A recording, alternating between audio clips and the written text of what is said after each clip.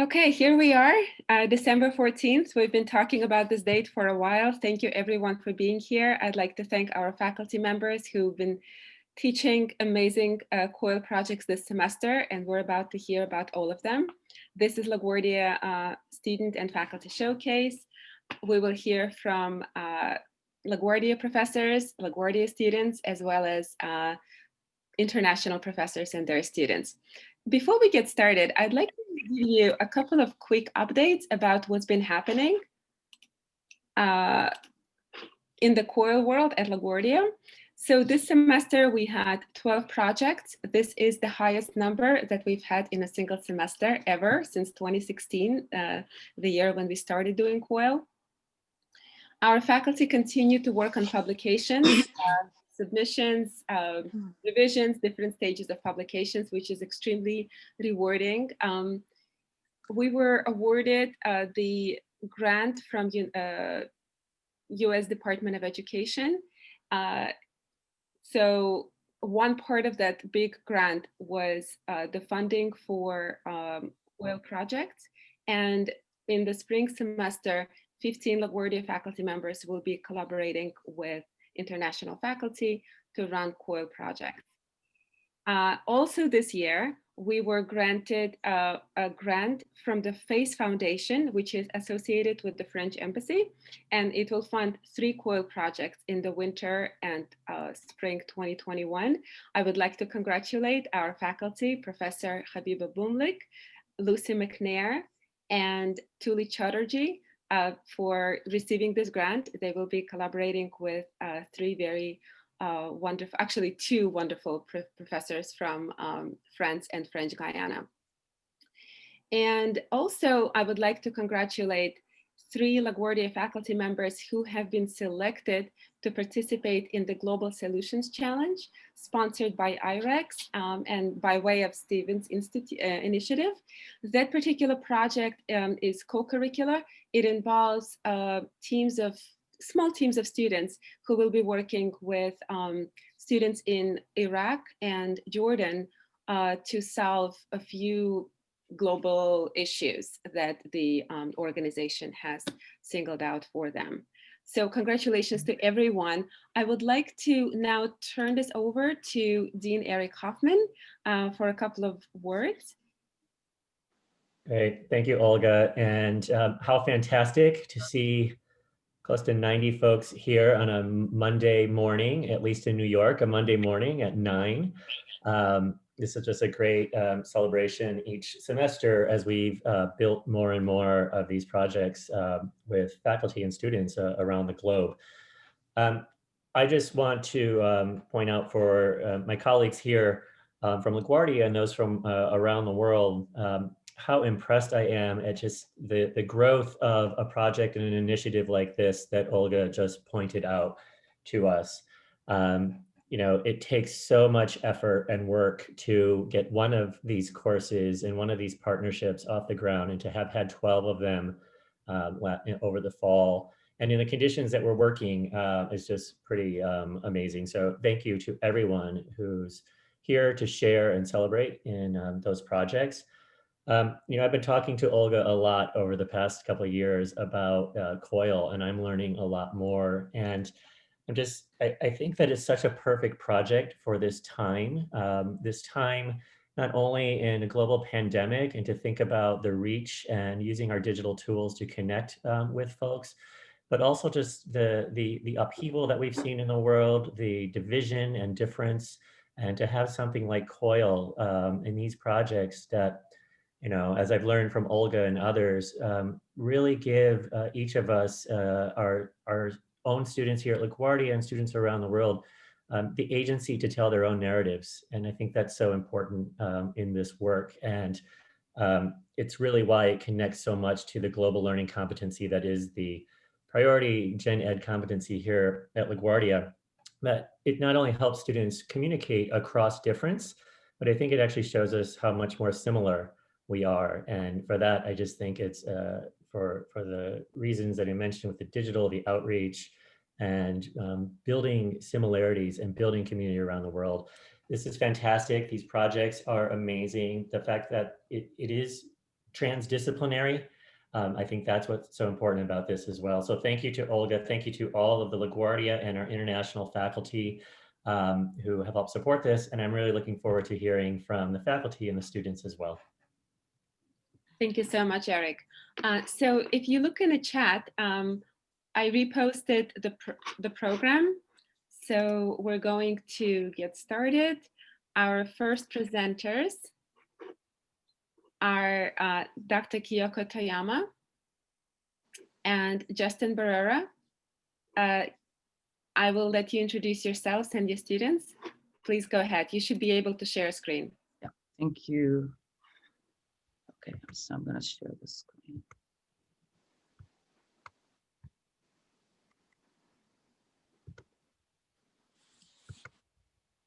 Okay, good morning, everyone. Hi, my name is Kyoko Toyama. I'm from LaGuardia, but today we're going to be talking about our project with our partner of 5 years, Justin, or 6 years, with Justin Perla from Matsusho Junior College in Nagano, Japan. So in our presentation, I'm going to set it up to see what we did today very quickly. And then Justin is going to talk about his side of the instruction, but also his student. By the way, this is, we 9 something, but in Japan it's 11:30 almost. So the student reflection was video taped. So I'm going to show it to you. And then 2 of my students going to be sharing their experience. Okay. So some of you have seen this before, but we have a lot of new people. I just want to show you where we are. New York, LaGuardia Community College in the center of New York, actually Queens. And then on the left, you see the beautiful Matsumoto Castle, and you will see the map of Japan. So you can understand how different our students are learning. And what does this project consist of? Now, I did mention this is our 5th or 6th year, so I just want you to know, everybody who is starting as new collaborators, the project is going to evolve. And it's okay. And so, try to dive in. And if you have any concerns and challenges, let's talk it out with your partner. I think that's a very important key. So this is between 2 language courses. Justin teaches English to Japanese students, and I teach Japanese, upper level Japanese. This year, for the first time, we combined just 2 levels. So it was a little bit challenging, but it was still very much fun. And the program duration was between October 4th and November 24th, so about 7 weeks. And we use 4 different social media. Some of you already know about this: Flipgrid for self-introduction, Google Drive for writing and critiquing, and then Medium. This is something new, and this is something, Justin always brings in. I'm not a tech person, but Justice being a really super tech, he introduced this wonderful publishing tool called Medium. And then at the end, we, by the way, all the work is done asynchronous. So at the end, we did meet and we had a wonderful conversation. So these are the 3 tasks we gave to the student, hitting 3 different goals. So first one is self-introduction, speaking and listening. Again, this is the language class. Task 2 is writing, and then peer critiquing. We used to correct students' writing, but we decided, let the students critique. And through that, they really gained the self-confidence and motivated their learning of the language they're learning. Then finally, they presented through this new medium. And that was actually available to the whole world. So I'm just going to go through quickly. This is how it looks when the students uploaded their introduction and other writing. And we decided this time to put 3 students into 4 different groups so that they have a more intimate conversation. This is how it looks like. Cute. I mean, I'm not from this generation, but they really enjoy this kind of display. Then this is a task 2. They wrote, and this year I challenged my student, and I actually convinced Justin to work on this topic called quality education. That's one of the sustainable development goals from the United States, from the United Nations. And it was challenging for both groups, but they did it. So that's how it looks like in peer critiquing. And this is the final social media publishing. It's called Media. And so you can actually publish to the whole world, and then they can read each other. I saw one day for quality education, the former General Secretary of the United States was writing. And so it's really exciting. And then at the end, we met through the Zoom. And you can see not only the pictures, but not everybody was able to participate from Justin's class because, again, it's very late. No, it was in the morning, but I think students just couldn't be there. But on the right side, you can see all the chat. It's a combination of both languages. I was so excited. And they felt comfortable enough to be able to show their face. So this is just a very quick overview. And now I'm going to turn this over to Justin. Actually, I'm going to have you listen to the student first.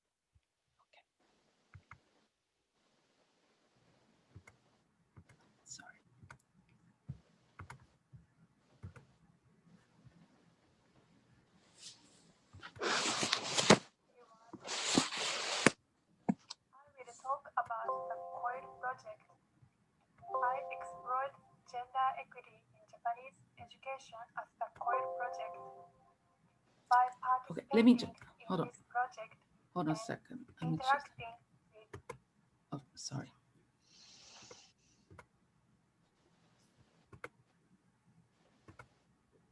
All right.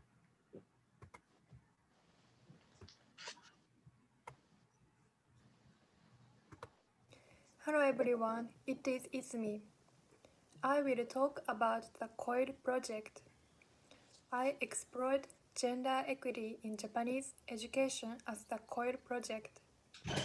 By participating in this project and interacting with international peers, I learned to cooperate with each other.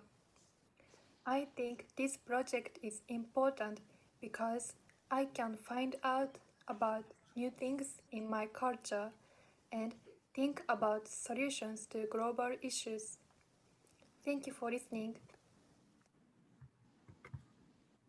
Hello everyone. Sorry. Just I will talk about the COIL project. Justin, go ahead. Yeah. Go ahead. All right, so I'm going to take over from here. And I think I just want to keep it really short and mention that the reason showing this piece is that Izumi highlights one of the key differences that stands out with my students, I think, in these collaborations, where the excitement that other cultures may have is replaced oftentimes in our case with a bit of intimidation. They don't feel entitled to communicate with students in other countries because they don't think they have the right they don't have the right language skills, or they're not the right people.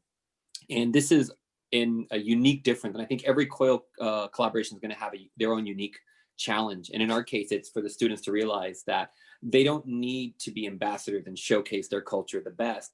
In fact, it's an opportunity for them to learn about their own culture through the eyes of others, hear it through the voice of others.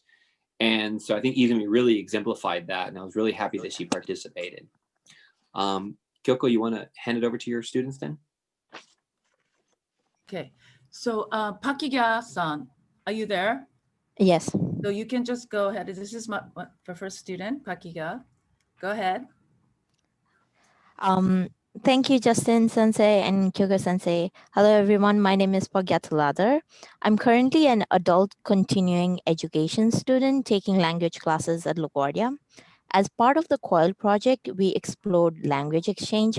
From our end, we contributed English and learned Japanese. From the other end, the students contributed their knowledge in Japanese and learned English instead. During our exchange, we had to interact with each other about the same things in two different languages. We talked about education in the US as well as in Japan. While doing so, I also got to talk about the education in my home country, Nepal. Additionally, having someone on the other side of the world who could review your work was very nice. We peer critiqued each other's work through Google Docs. We even published our work to a blogging site called Medium. We sent each other greetings and talked about casual things using videos on a video exchange platform called Flipgrid. Although we have like a 14-hour time difference, we were able to have a Zoom meeting with them even after the semester had already ended. Kudos to them. Additionally, they helped us to improve our speech for our Japanese language speech contest here at LaGuardia. Besides school activities, we also got to learn and exchange our hobbies for reading Japanese comics called manga and common interests in sports like football and tennis. As I had said before, I'm currently an A student who previously graduated from LaGuardia back in 2016. During my time at school, I always wanted to study abroad, but did not get the time to do so back then.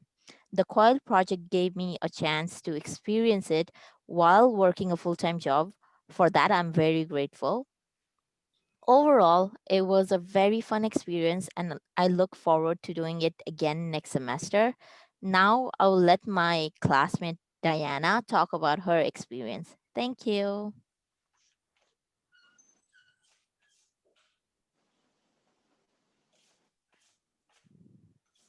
Diana, go ahead. Sorry, I was muted for a second. Thank you very much. Thank you, Paki. My name is Diana. I'm a freshman finishing my first semester here at LaGuardia. And compared to Paki, this project impacted me on a more personal level because it reminded me of 10 years ago when I was learning English myself. And it also made me like, how can I say, like, feel a little bit more like empathetic about their struggles of speaking in a new language. As a first generation college student in the United States who is also interested in languages, it was a great experience to be part of this project of interacting with people from my target language. And it also made me realize all the similarities that we have depending it, regardless of our country. It was very funny to me to see that whether you're from, like Pakia is from Nepal or the guys from Japan or me that I'm from Venezuela, we all really like American entertainment. And my experience in COIL made me be even more passionate about learning Japanese and their culture. By participating in such an out-of-the-box situation of having to communicate with people across the world, it made me more eager to keep learning and surpass my abilities to be able to speak Japanese. I'm very thankful for this experience, and like above all, I'm more thankful to Toyama sensei because she would reply to every single one of my questions regardless of the time. And this project, it just made me really happy to be able to communicate with people from the language that I've been trying so hard to learn. Thank you, guys. Thank you both very much. So I don't have much to add, but I do have 3 points. Actually, Pakiga, she graduated from LaGuardia, but also a graduate from Stony Brook, really honors student, but she was just interested in continuing the language. So I'm very happy to have her this continuing student. So 3 points. One, both of the kind of mentioned about understanding about their own country through this project. And they had to also look at the United Nations Sustainable Development Goals.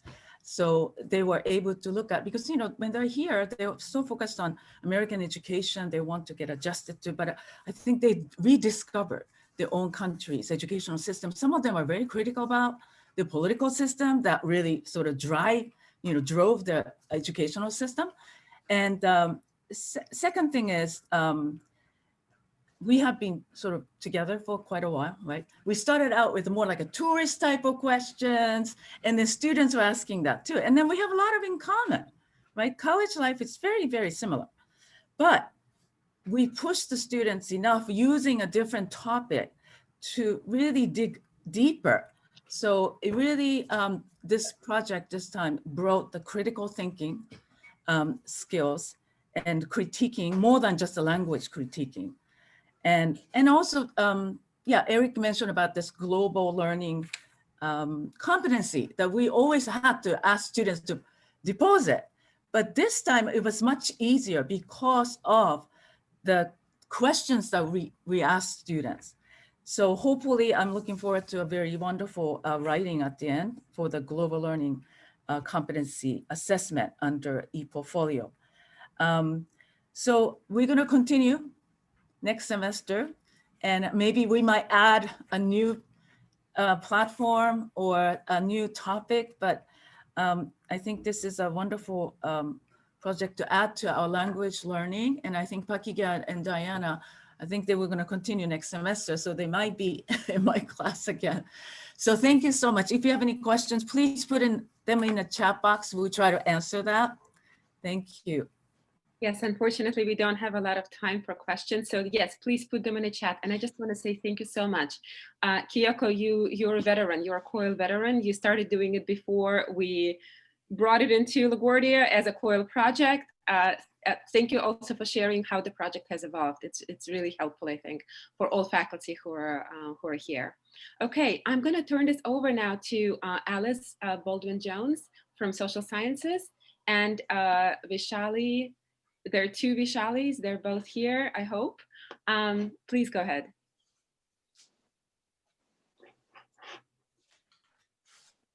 Good morning and thank you. So this was my first COIL project. We were supposed to start one early in the spring, but that didn't happen. So our topic was looking at food, culture, and identity politics, and the students in LaGuardia paired up with St. Mira's College in Pune, India. We had some synchronous and some asynchronous sessions. And I mean, there were some, because it's the first project we had, there's still some learning as we go along. We use Zoom, Slack, WhatsApp, YouTube, and Google Docs. Right? So the two professors are from St. Mira's, Vaishali's, the two Vaishali. They're sociologists. I'm an anthropologist. So some of the readings were from anthropology and some were from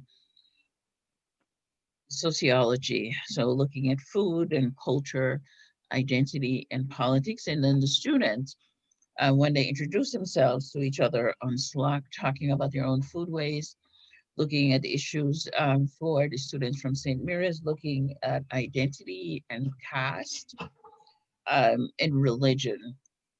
So for the students in my class is having the opportunity also to learn about regional cuisine in India and the differences between the cuisine here in the United States from that's, Indian cuisine. And then talk about their own cuisine as well. The students from here, from LaGuardia, from different, not just from the United States, but from the different parts of the world as well. So it was a very rich exchange. One or two students have continued the dialogue on Slack, not that many have. I'm hoping that there's more of that taking place. And we hope to continue our collaboration. So I'm going to turn it over to my partners. And I have two students here from LaGuardia. I have Portia and Lenin. Hopefully they're here. Hi, everyone. My name is Portia from LaGuardia Community College, from Professor Alice's class. I would start with my presentation about the COIL project. I'm in my final year in LaGuardia Community College, majoring in public and community health now, and I am an honor student. The COIL program all started with some students in St. Mary's College in India. And I was so happy. I was studying and I was going to participate with students in India because when I was a child, I loved Indian culture. I loved their food. I loved their dresses. So I said to myself, maybe I'll one day go to India because I saw that their culture really matches with my culture back home in Ghana. We began with an introduction by using Slack, which really facilitated our interaction. The collaborative learning improved our interaction, gave us peer engagement without a field trip. I would say that the individual participation through the video really enhanced our full involvement in the learning program. Above all, I would say that the core projects have really improved our diversity because I was able to learn more about Indian cultures. I shared my culture to them, and then they were happy. I got friends who emailed me because we had an interaction on Slack. We introduced ourselves, so we knew ourselves better. So now I really have like about 3 friends in India. And then I would say that that will really help me because I can chat with them when I have problems, when I want to know anything about India, when I want to learn more, I can communicate with them. In the nutshell, we have been able to learn about some Indian types of food, their cultural background, most of their food, who to prepare, how to prepare, when they should prepare the food, and the ingredient they have to use to prepare the food. Thank you.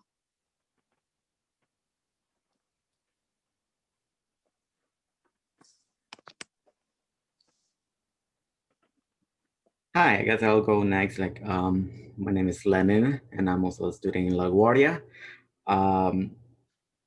At first, I didn't know exactly what was going to happen with this experience, but in the end, I thought it was such an amazing experience, just like getting to know people from basically halfway across the world. When it comes to food, we got together, we talked about food, their experiences, how they feel about it, what their social way of interacting with food. And it's really great to get that experience firsthand. Because usually at school we learn it, from books or from videos or whatever, but this time around it was the actual students telling us like, hey, this is my favorite food, this is what we eat over here. And it was such a great experience just getting to know everyone more personally. And it we started at Slack, but we did make more interactions somewhere else. Like I started talking to some of them on Instagram, and we actually just talk about our everyday lives, and just knowing that in the end we're all very similar. It's such a great thing to know, and I'm very thankful to be part of this group, because then I just basically made a new friend from halfway across the world, and I'm sure everyone else will have the same experience. Thank you.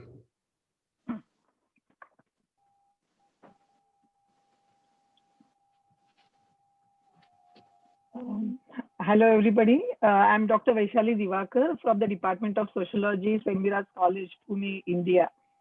Thank you for today's showcase program because it's really, really important, and we indeed are very happy to be part of this collaboration with LaGuardia Community College, and particularly for our interactions with Dr. Olga and Dr. Alice. In collaboration with Dr. Alice and her class, we conducted a course on food culture and identity politics. One of the main objectives of this collaboration from our side was to study food systematically, which otherwise is always considered as part of the everyday mundane routine. Also, we were very keen to incorporate various theoretical perspectives on food in our syllabus, and our interaction with Alice has really helped us in this, although sociology and anthropology are very closely linked. Other significant objectives, one of it was to look at food as identity as well as dividing force. Both the colleges have students from diverse backgrounds in terms of caste, race, region, and nationality. This really helped us in looking at how food constructs the identity, and also how food becomes a language and connects across the boundaries. The discussion, reflections on readings around food practices, especially in intercultural exchange sessions, and the sharing of their experiences with each other in breakout rooms also taught students the differences and inequalities created by food as well. Overall, it was a very, very enriching experience for all of us. We learned so much from Alice and this overall project. Different time zones was a little bit challenging. However, the whole project was very motivating for the students. Thank you, Alice and Olga, for your time and efforts. And we are looking forward to the next project already. And some of our students have already said that they will like to go for the next step, you know, in a little advanced post. Now I request my colleague and coordinator, Dr. Vaishali Joshi, to speak about the other aspects of COIL and our experiences. Vaishali. Yeah. I'm going to talk about one particular research project that our students conducted, in which they collected information about food practices during Navratri, which is a 10-day long Hindu festival, which coincidentally, happened to fall in this project period. So they used secondary resources such as texts and literature, as well as through informal interviews and photos. They collected information on food practices during this particular religious festival.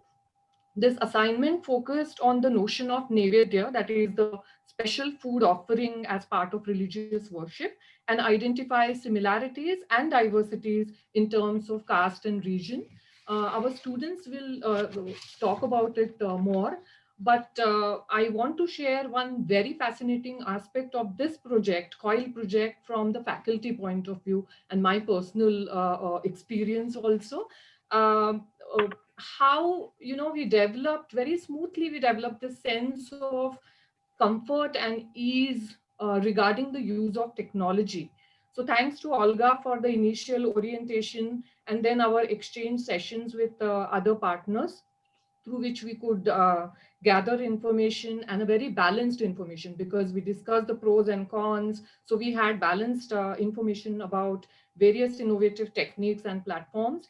And it came at a very right time, I feel, when the pandemic had left us with no choice than using, predominantly techno-mediated teaching learning. So COIL has helped us remarkably to integrate many innovative techniques in our regular college teaching as well. We've started using Slack and other things in our regular teaching also. So thanks once again, COIL, and I take this opportunity to sincerely thank our principal, Dr. Gidwani, who always supports us in all our endeavors. And I hand over now to Kanishka and Gauri, our students, to take over from here.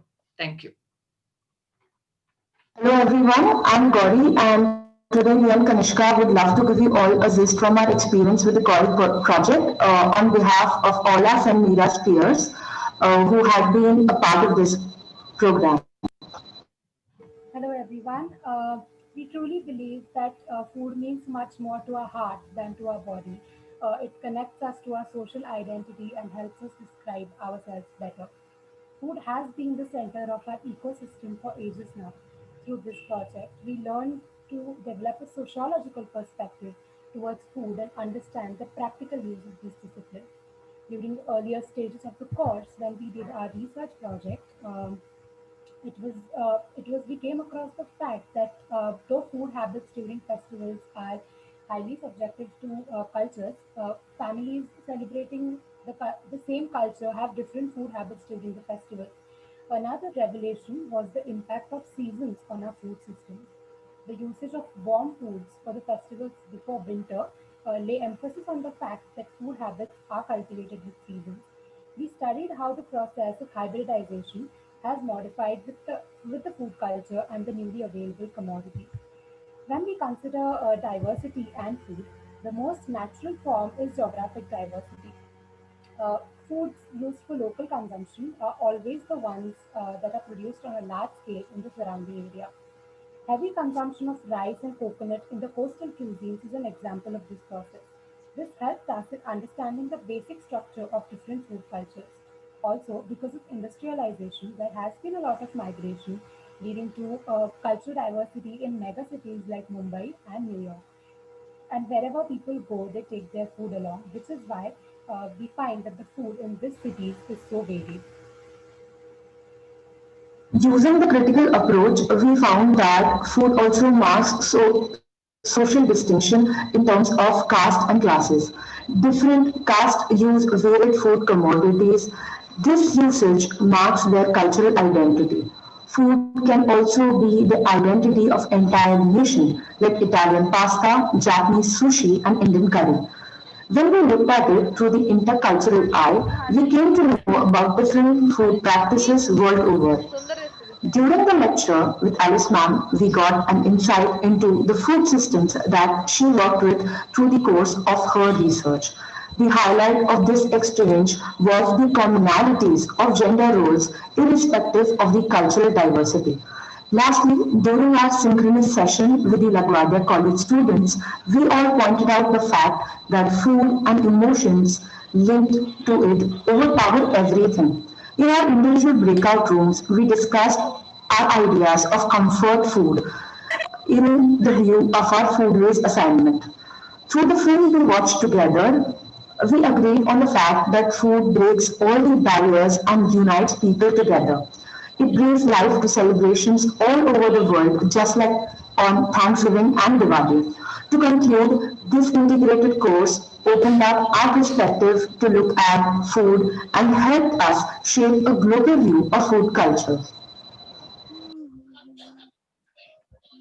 Thank you.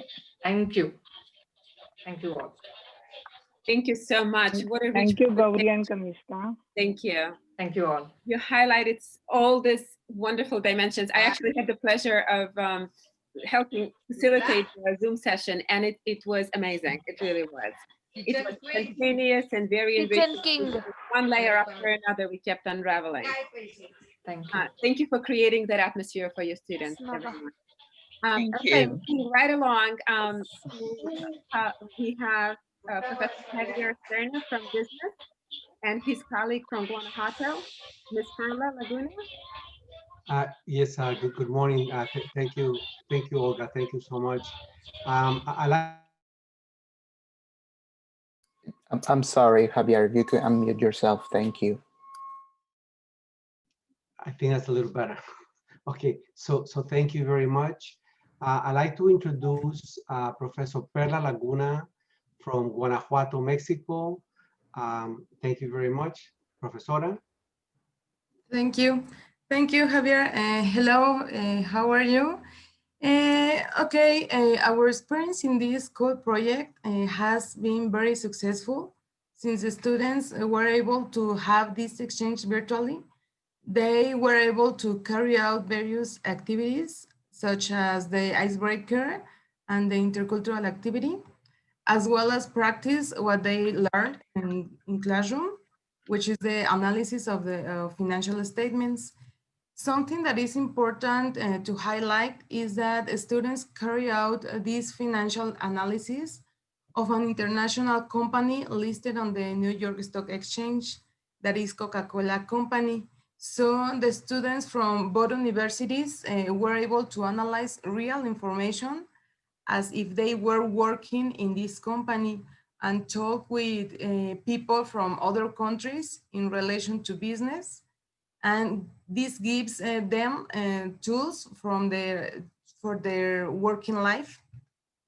Talking, Javier and I, we commented that next time we would like to implement combining the groups of both universities in the activity of financial analysis, so that they continue to have that multicultural experience.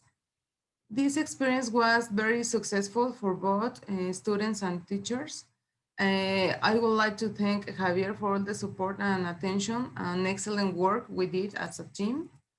And also I would like to thank Martin for the invitation to this project, and Olga and Martin again for all the support that they gave us during this project to me and Javier. Thanks a lot. Next, the students of the University of Guanajuato, Azul Karime Quintana Amaya and Arlet Julieta Macias Andrade, will tell us about their experience in this COIL project.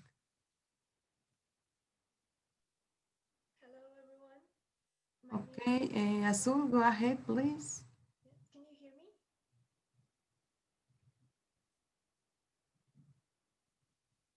Okay. My name is Azul Quintana. I'm from University of Guanajuato, and it's a pleasure to be here sharing my experience about COIL with you. Well, participating in this. Maybe, sorry, maybe the volume is low. Can you hear me now? Yeah, I wonder if you can raise the volume of your microphone, please. Okay, done. Can you hear me? We can hear you a little better. Go ahead. I was saying that it's a pleasure to be here sharing my experience with you. And for me, participating in this COIL project with LaGuardia was an invaluable opportunity to interact with my international peers, because otherwise I wouldn't have the chance to work with them and learn about them. My international peers made me realize how important is our culture, how we carry it wherever we go, and how we learn about other people's culture, and how we add different values into our lifestyle, even if it's not from our culture. I was really happy and enthusiastic about learning about our differences and similarities. And this enthusiasm, I think, is contagious. So this vibe started to increase while we was working together and sharing about us. While we was working, we faced differences in behavior and communication, but all of these, I think, led to increase our international communication skills. This COIL project, it reinforced my belief that we don't have to be afraid to show our culture, to value it, and to learn about other people's culture. We have to always be proud of where we come from and our values. I think this was an amazing opportunity to grow as a person, both personally and professionally. And I'm really thankful for this opportunity. So thank you very much to my international peers, to the professors for the support, and to all of you for being here. Thank you so much for the opportunity in this COIL project.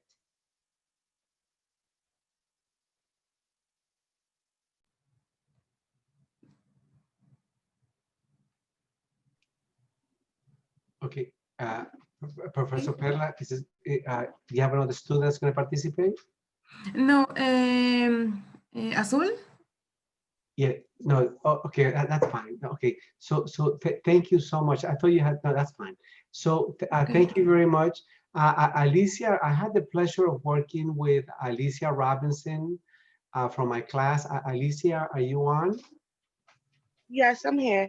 Thank you, Alicia. Oh, I can start? Yes, please, thank you. Okay, my name is Alicia Robinson. My major is business administration. This semester, I am in Professor Serna's Accounting 2 class. Basically, we had did the COIL Mexico project. I enjoyed learning about their culture and also seeing like the similarities that we had and also the differences. For me, I love Mexican food and my number one is tacos. And besides that, there's other things that I learned like cultural wise with the food besides tacos that I also want to try. Um, One thing I could say is that we're all going through this pandemic and being on the computer and doing our work, we actually got to engage in our work and also learn about each other's culture. One thing for me, I love food. And when it comes to culture, food is very important.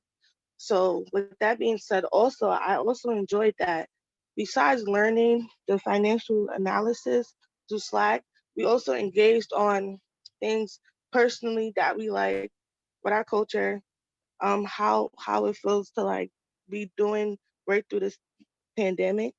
And with that being said, it actually made me feel more connected and learned that like, oh, this is crazy. And a lot of the students that speak Spanish, they also speak English really well. So that encouraged me to actually probably learn some Spanish more. So that was a great experience for me. Also, it's just like, it's crazy how the internet just brings us all together. Like, we're learning the same thing, right? And then also we're being able to engage and talk about our differences and similarities. And we're also over the internet. So it's like we're doing a whole bunch of stuff, but it's like enjoyment. It was enjoyment for me. So basically that really helped me want to open up and learn more things about the Mexican culture. And also, like, everyone else, like, in general. It just made me feel really good. So that's basically what I liked about the COIL project. Alicia, And thank you so. I'm sorry. Thank you so much for sharing. So very rapidly, this is the first time that Professor Laguna and I had the chance to work together and practice in COIL. It became apparent to us right away that we were actually doing the COIL project ourselves before engaging with the students. We were doing the icebreaker, the project, and then the reflection. And this really helped us to work with the students and to actually, to be perfectly honest, to work with each other for our own development as well as the students' development in critical thinking, careful problem solving, and effective communication, whether socially or through financial statement analysis. Thank you, Olga, for the opportunity. Thank you, Professor Goodman. Thank you so much. Thank you. yes, thank you too, Professor. Thank you. Julieta is going to speak. Is the other student from the University of Guanajuato? Okay, I thought she. Oh, that's fine. I thought she was. Okay, perfect. That's perfect. Thank you. Okay, thank you. Go ahead, Julieta, please. Okay, so good morning, everyone. I am an international trade student from Guanajuato University. And for me, COIL was a very nice experience because it allowed the students to get to know not only more about academic matters, but also about other students that have different multicultural backgrounds and they are living in different environments. So I think that that was a very nice experience. I also learned many things, for example, the flexibility to work with people who have different ideas and they come from different cultures. And even though sometimes we use different methods to analyze, in our case, for example, a financial statement, at the end the results were basically the same or very similar. So that was very nice for me and my classmates to get to know new ways to achieve the same result through the use of different strategies. So yeah, that was really nice. Also, COIL was a very nice opportunity for me and my classmates to connect with people from different countries through the use of technology, which is a skill that students need to acquire, especially during these pandemic times, but also because this type of virtual communication will become more and more common as the time goes by, and also education system changes.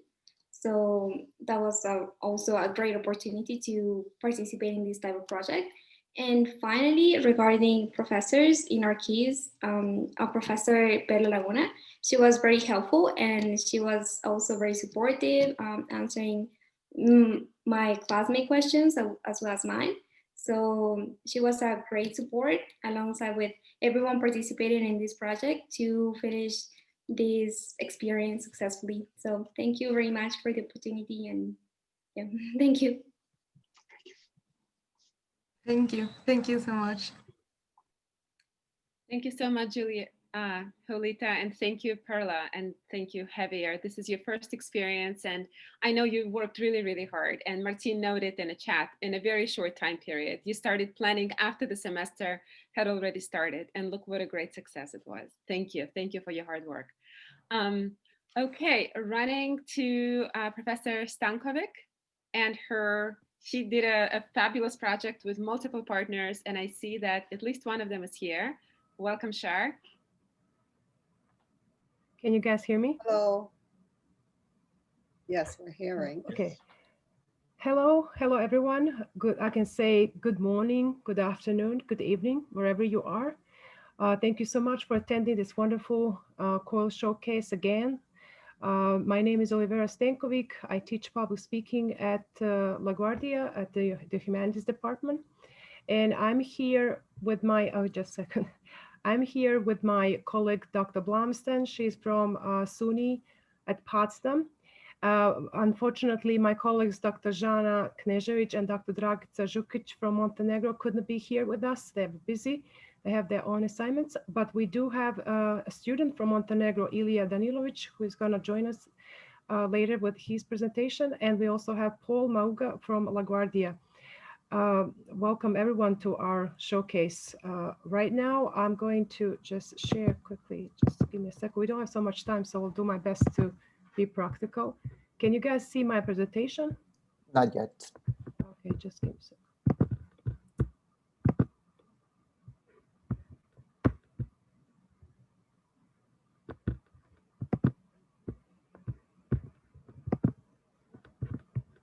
Now we can see.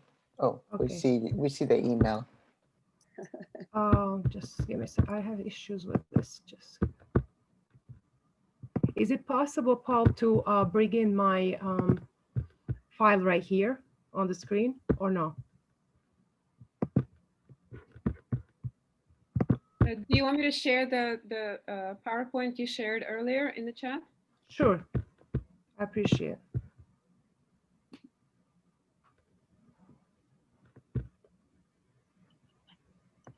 I was trying to pull up, I can't.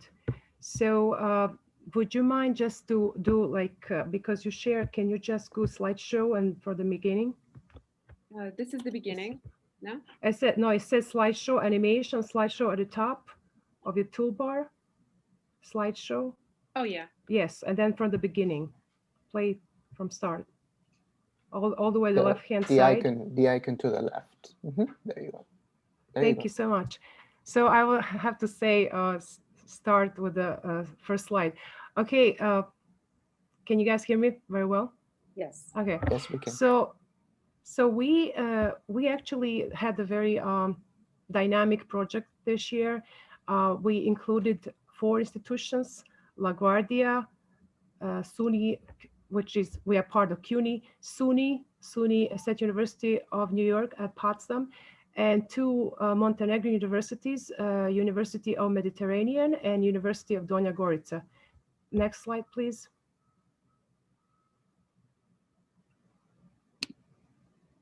So our theme this year is actually the same like the theme for LaGuardia, immigration, border and migration. We just took the COVID-19 as umbrella. So it's called Pandemic Predicament. We wanted to see different perspectives, how COVID-19 impacted these areas, these issues in our society in Montenegro and US, specifically New York State. Next slide, please. And just to let you know, we had 20 students in each group. Dr. Blommestein had 3 teaching assistants who helped us to make this project successful. We had student learning outcomes and global learning outcomes. As you can see, in each COIL project, we have to have these objectives that match curriculum. So we want our students to develop their skills in digital global learning. We want them to be collaborative, to understand different points of views about the world, about all these issues that are happening in our society.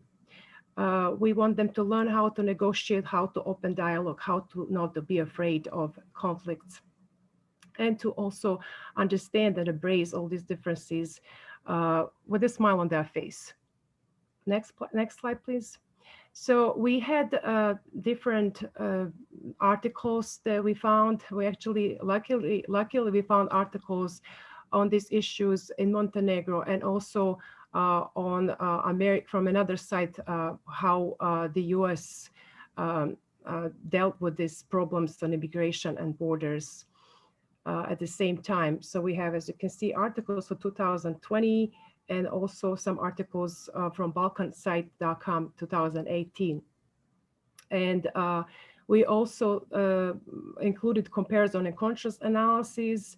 So students were able to read these articles and then share their thoughts and reflections in in our software Slack that we use for this collaboration. Next slide, please.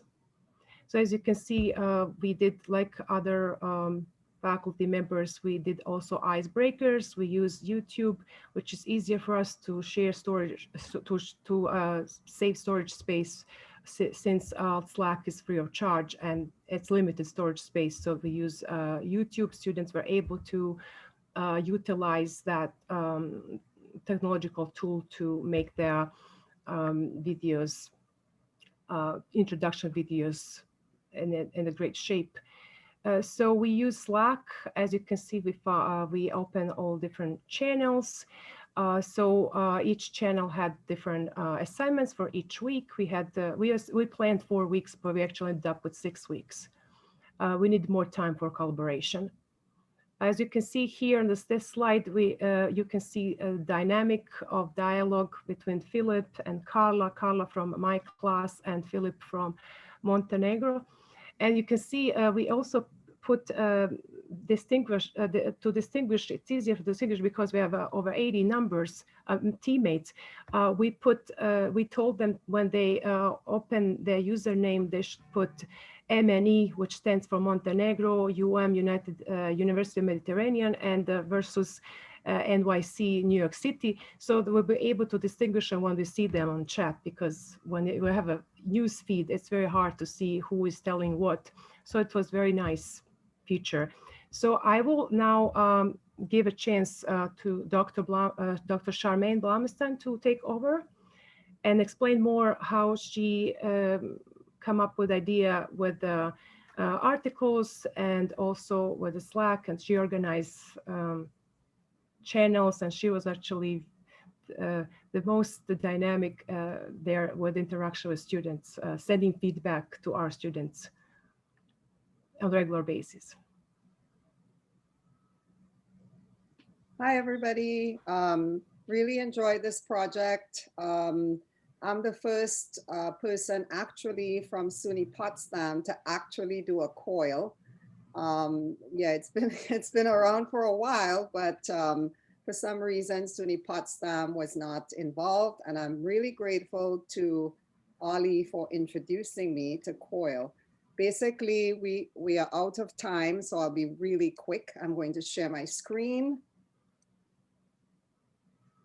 And just basically what we did, as Olivera said, we created channels for, besides the seriousness of doing assignments, we created channels for fun things to get to know each other, for culture. So a channel for music where students interacted with music, channel with photos from your home country, etc.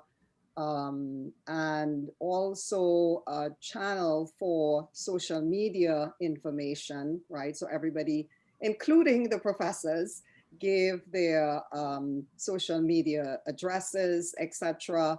But besides that, on a serious note, we had so many students. If you look up to the top, let's see, we had about 95 people total in this group.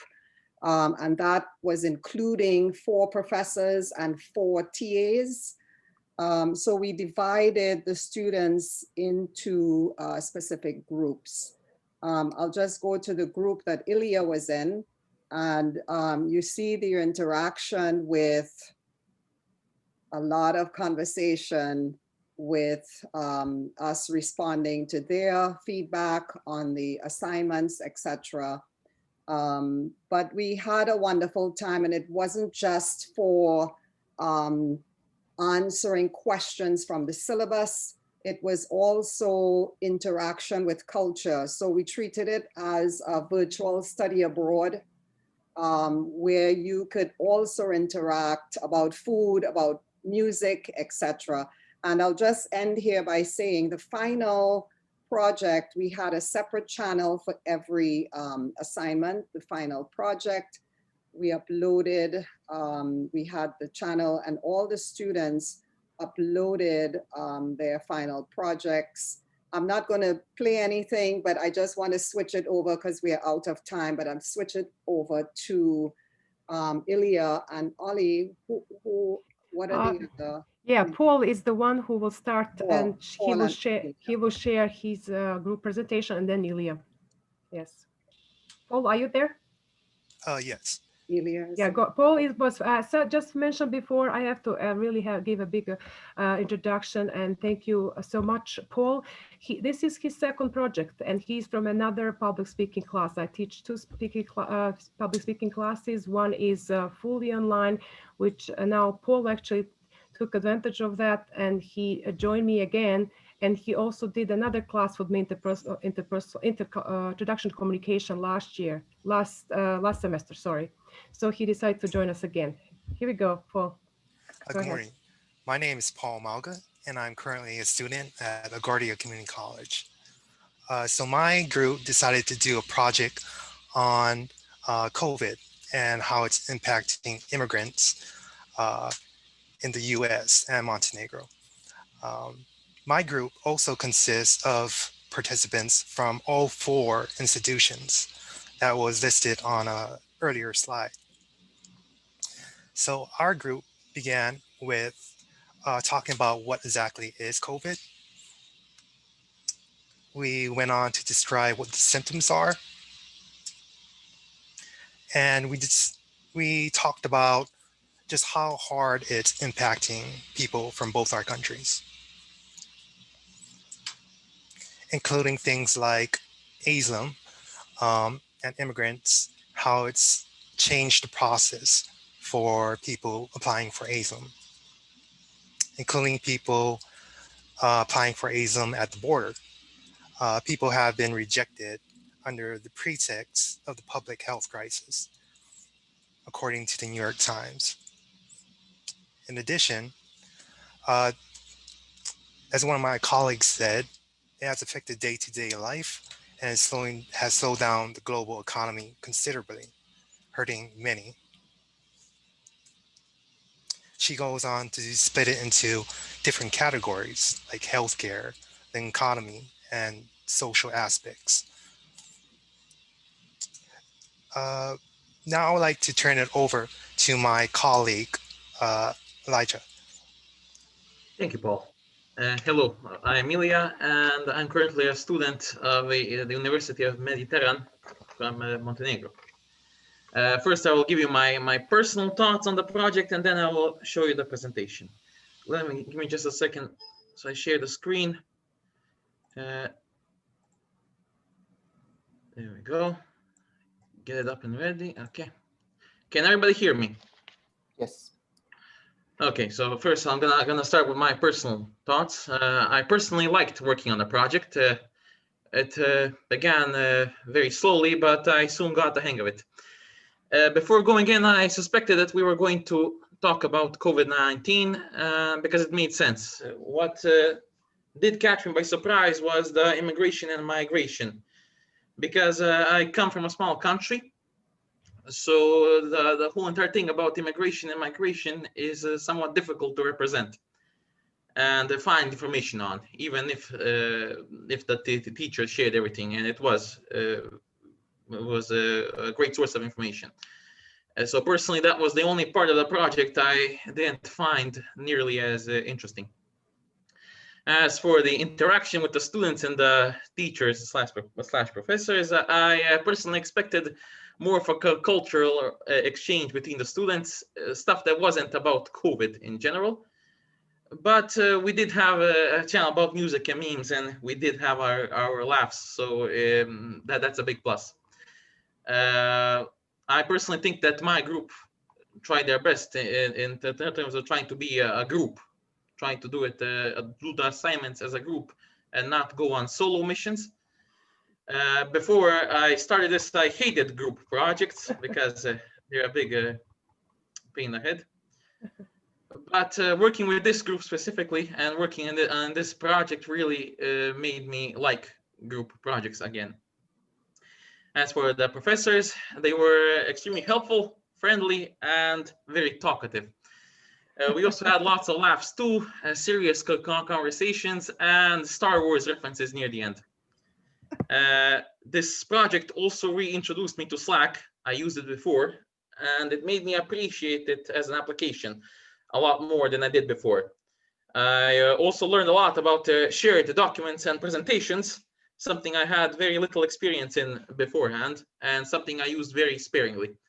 The biggest challenge for me was the introduction video, but that can be boiled down to me being very self-critical when recording myself. Of course, the second challenge of the project was the immigration and migration. Again, most of the information I got was from the immigration crisis, but that was more of a global thing for Europe and not really an isolated incident. We did, however, try to focus on presenting it in the presentation here. But I did learn a lot about how my own country reacted to it, because I was what, 15 or 16 then, so I didn't care that much. Now I'm 21. And I also learned about how big of a problem immigration and in general smuggling people in the US. And I also realized how harsh the policies can be, but and unforgiving. But I think it can be understandable at times, not always, of course. The most fun was during the final assignment, where we actually went in as a group. Once we finished, we spent a big chunk of time commenting on each slide, correcting things, editing, and having a giggle at possible changes. With a fistful of COVID as one of the titles being my absolute favorite. Overall, I'm glad that I was a part of this. I ended up meeting people, getting some new friends, learning a thing or two, teaching myself to like group projects again, and hopefully some of us stay in touch. It was a surprise to be sure, but a welcome one. Now, we all, in terms of the personal thoughts, now I'll quickly go through the presentation. So on the left side, the American, right side is Montenegrin. We are right here. We're a very small country. We are a fantastic tourist destination. Please come over. We don't bite, I think. So we started off with the good, the bad, and the ugly. We just did a brainstorm of ideas, very short and quick. So we just wrote quickly: better hygiene, remote working, masks, social distancing, online classes, travel restrictions, unemployment, more family time, frustration, and a healing earth. We, each of us separated in two groups. One group was for New York and the other was for Montenegro. Then we all collectively start working together. This one is for New York. Some of the EI even wanted, well, it was a plan from all of us that we take some pictures on the scene. You can see, of course, New York was during quarantine, closing all businesses temporarily. Non-essential places of business were also closed. And some of the students took pictures. I think this is Teresa, so here in a train. And she also took, I think this was her, taking a picture of one of the stamps in front of the entrances. The second slide was mostly focused around migrating and moving away from New York.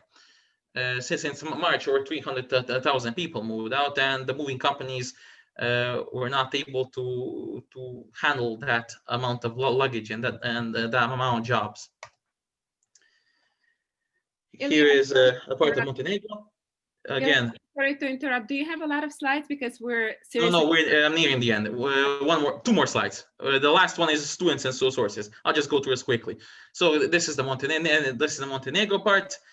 As you can see, we had curfews, no private gatherings, no protests. Businesses were limited to work to 6 p.m. And this slide strictly consisted of how COVID affected our economy and our borders, migrations, and immigrations.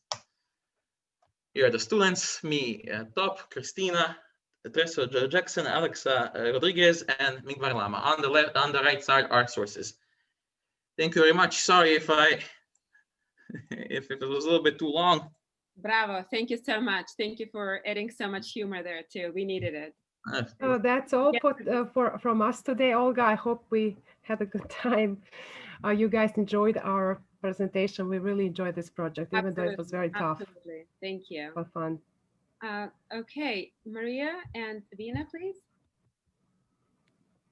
Yes, thank you, Olga. I'm going to try to move this along as quickly as I can. Okay, so the class that I'm going to talk to you about today, the theme was Issues of Identity in India and the US. The students in both classes compared caste and race. And basically it was a class, hold on, trying to move this out of the way. It was one of the classes was Language Issues in a Global World. It was a class that many international studies students take. And the other class was a political science class. I taught the class at LaGuardia Community College, and Professor Kenshi, who is with us today, but she's not feeling very well. She fell ill yesterday, so I'm doing all the speaking. St. Mira's College for Girls was the political science class. Basically, one of the challenges that we faced was that our academic semesters didn't match. LaGuardia was starting, classes were starting in September, and pre-COVID, the classes in St. Mira's were starting towards the end of our semester at LaGuardia. And so we had to get very creative, and we created a collaboration that was a consecutive 4-week period, because that was the 4-week period where both of our classes would overlap. And we used Flipgrid. And here are the 4 topics. We had an introductory Flipgrid. We had one on caste, race, and identity, another one on religion and the Kashmir issue, and also one on language policy in the USA and India. And just as an example, if you were to click on caste, race, and identity, you see that the students have videos and reading to do. There's a YouTube video on why am I untouchable, but we also have a video on racism in America and Black English versus Standard English and Ebonics. And so students were able to look at similarities and differences between the idea of caste and race in the United States. Now, there were various challenges and opportunities. One of the challenges was there's a 10.5-hour time difference. So basically, you know, when it's daytime in New York, it's nighttime in India. Also, as I mentioned before, coordinating the different academic years was a challenge, but not impossible. We did it. And I think, you know, COIL is the learning process. And I think in speaking with my partner, we realized that what would we do differently? And I think certainly a more collaborative project where the students could actually work together on a project would have been probably more meaningful. The video in Flipgrid was fantastic. Students would upload their videos, and then they would also have to respond to another student in the other class in videos, and that was great, but it kind of kept things on a surface level. And I think if we did it again, we would have wanted the students to have even more meaningful interaction. And that could be facilitated by 1 or 2 synchronous meetings where the students could actually go into breakout rooms and work with each other. Again, there's a huge time difference, so it's not something we could do every week, but we probably could manage to do it once or twice so that the students can interact with each other more freely, as opposed to through, you know, a video where kind of everybody else sees it. So as far as opportunities, we have 3 students here with us. I'm going to first go to Ibrahim. Ibrahim is a student from LaGuardia, and then Sri Radha and Priyanka from St. Mira's have very short presentations for us. And Ibrahim, I'm going to ask you if you could just keep it as short as possible, because we're running very late with regards to time, but if you could just tell everybody about the experience, the COIL experience in our class. Okay. Hi everyone, my name is Ibrahim Khan originally from Mali. First of all, I would like to thank Professor Maria Saba to give me opportunity to talk about my experience about the COIL program. And I think it's very important for us and it's a bridge between us and other students other world. So I really enjoy to learn from a lot of things with them, especially in a class system and a lot of things from them. It was really interactive for me. It was my first experience to know other students in Asia, in this far away for 10 hours different. And I received the feedback from two students from them telling me, we glad for your comment and your understandable for issues, global issues around the world. And I really, really was hilarious to hear that and very happy to feel other students sharing their experience with us in the US. So it was a very experience for me, and I would like to keep sharing my experience with other students around the world. Uh, Briefly, I don't want to talk too much about it, so as a running of time, and I would like to thank again Professor Maria. So she was really helpful. She bring us opportunity to connect us with other students around the world. That's amazing for LaGuardia Community College as international college around the world. And then LaGuardia is really recommended for me in other side from any student who want to come to LaGuardia. Welcome to LaGuardia as a college in the US. Thank you so much. Thank you, Ibrahim, so much for taking the time to come here this morning. With that, I'm going to move to Sri Radha from St. Mira's. Hi, Sri Radha. You just need to unmute yourself. Hello, am I audible? Mm-hmm. Yes, we can Hello. hear you. Okay, thank you. I think I'd like to share screen and let Priyanka speak over, and then I'd like to take over.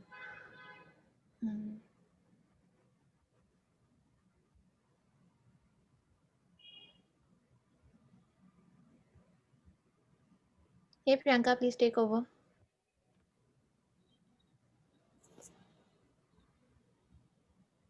Priyanka.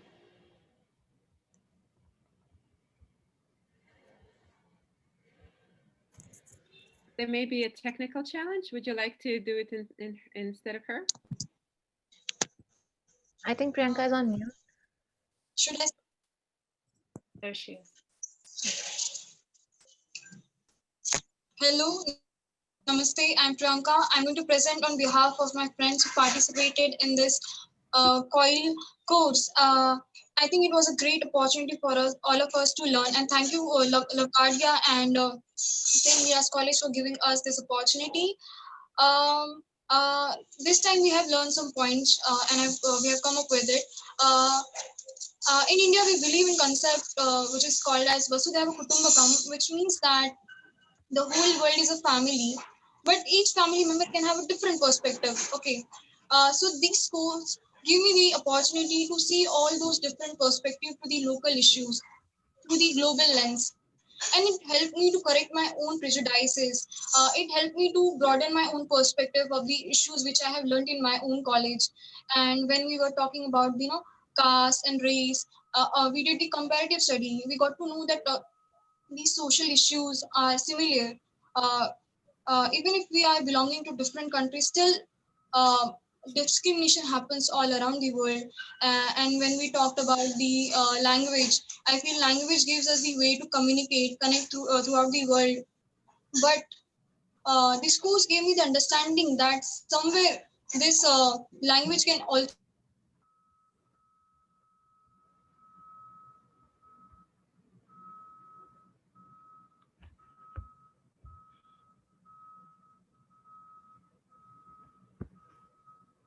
Yeah, she's gone. I think she lost connection. Sri Radha, do you want to just wrap it up? Yeah, you need to unmute. I'm really sorry. I think I have a net issue, but I'll start again. I feel that this course gave me the understanding of the local issue through the global lens, and it helped me to understand that not only in India but in America as well, people feel that if they don't know the English, they have to face the discrimination. And when we learned about the caste and racism, I feel that racism not only happens in USA, but it also happens in India as well. And when we talked about this course, we got very few response. I mean, there's a difference between time zones. Still, we try to understand each other's perspective. And I feel that India being a developing country, or USA being the superpower, still the discrimination happens all around the world. This course helped me to do introspection about the issues of identity. It helped me to realize what kind of identity I want to build, how the world sees the identity, and how we see the diversity, or how we see the world as a diverse or different, how we take difference as a subject of discrimination. And I think this course has helped me to build my thoughts, my ideology. It has corrected me. It has made me a better person, I guess. And it was fun to share our culture.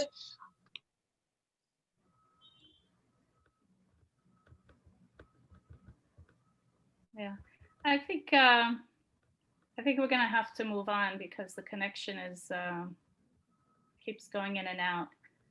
Okay, I think I'd like to take over. Okay, go ahead. I'm really sorry. I'm really sorry, but at the end, I just want to say that I would love to join these kind of courses. And thank you so much for giving us this opportunity. Over to you, Sri Radha. Thank you so much, Priyanka. Hello everyone, I'm Sri Radha Gupta from India, St. Mira's College, and I'm grateful to LaGuardia Community College and St. Mira's for providing me with the opportunity and for the opportunity to be here to speak my views and share my experience. So through this course, I learned and explored more about caste, race, identity, religion, and something more that was beyond the syllabus. The first thing that was very important that I learned was confidence to communicate globally. And this confidence was built. And when I speak, the first thing, when I speak for all my teammates from India. And this was the confidence that we shared. And we got confidence from video making and from listening and talking to all the students from New York. We share a time difference of 10 hours and 30 minutes. And that's the reason we got a slow response. And that slow response made us all a patient person. And I think that's a very important skill or an ability a person must have, to be patient and communicate. So after patience and communication, the third very important skill and something that I like to share is team building.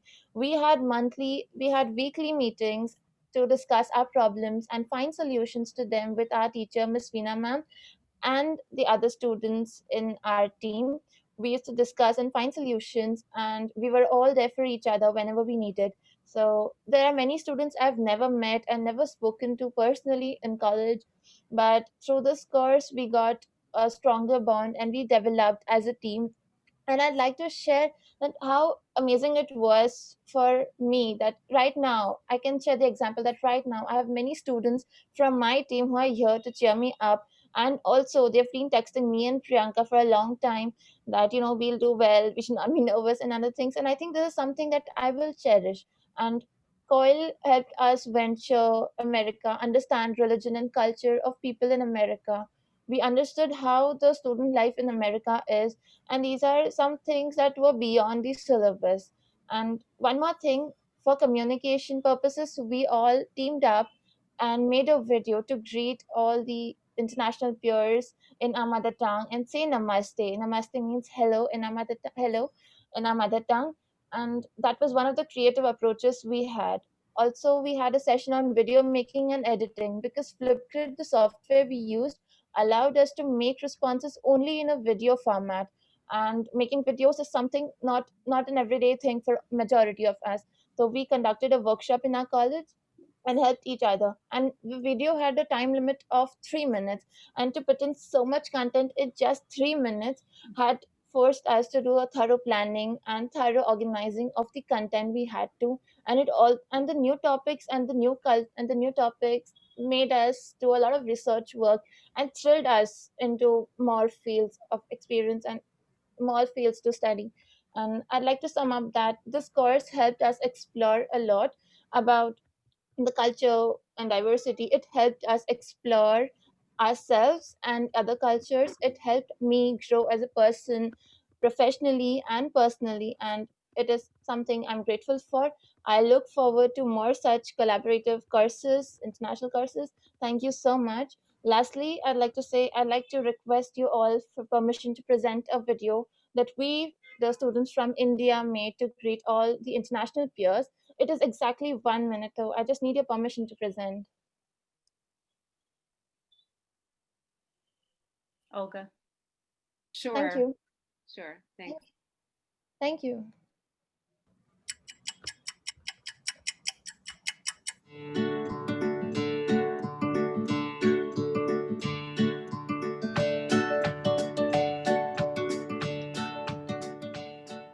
Hello and namaste from the Department of Politics and Public Administration, St. Mira's College for Girls, Pune.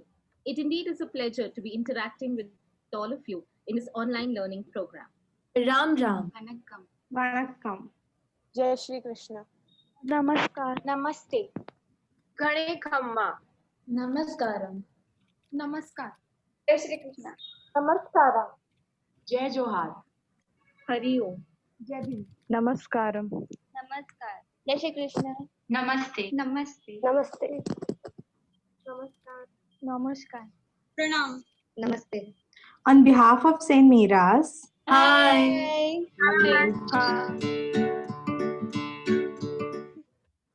Thank you so much for allowing us to present. Through this video, I just wanted to share a message that how diverse my country is. Saying one word, hello or namaste, is so diverse. And these are just 25 students you see on the screen, but there are thousands and millions of people in my country. So you can expect the amazing diversity we have. Every 7 miles, the accent and a language will change. So I hope you do visit India. And whenever you visit India, you'll have lots and lots of fun. And namaste. Thank you. What a wonderful way to incorporate your theme in that video. Very smart. Thank you so much. Thank you. Lamis, we're going now straight into another language project. How exciting is that? Perfect timing. Thank you, Olga. Hi, everyone. I'm Lamis Fadl. I teach Arabic language and literature in the ELA department. This is actually my first COIL project, and I chose to do it with the University of Oklahoma. So it's a domestic local project. I worked with my colleague Dina Hassan, who teaches Arabic language also, and she teaches also beginners Arabic 101. Our project mainly aims to examine the Arabic American communities in the US, aiming to answer the question of what does it mean to you to be an Arab living in the US. Unfortunately, Dina couldn't make it today, but she recorded a short video to introduce herself and to tell about her experience with the digital exchange. So I will share her short presentation and I will come to you with mine.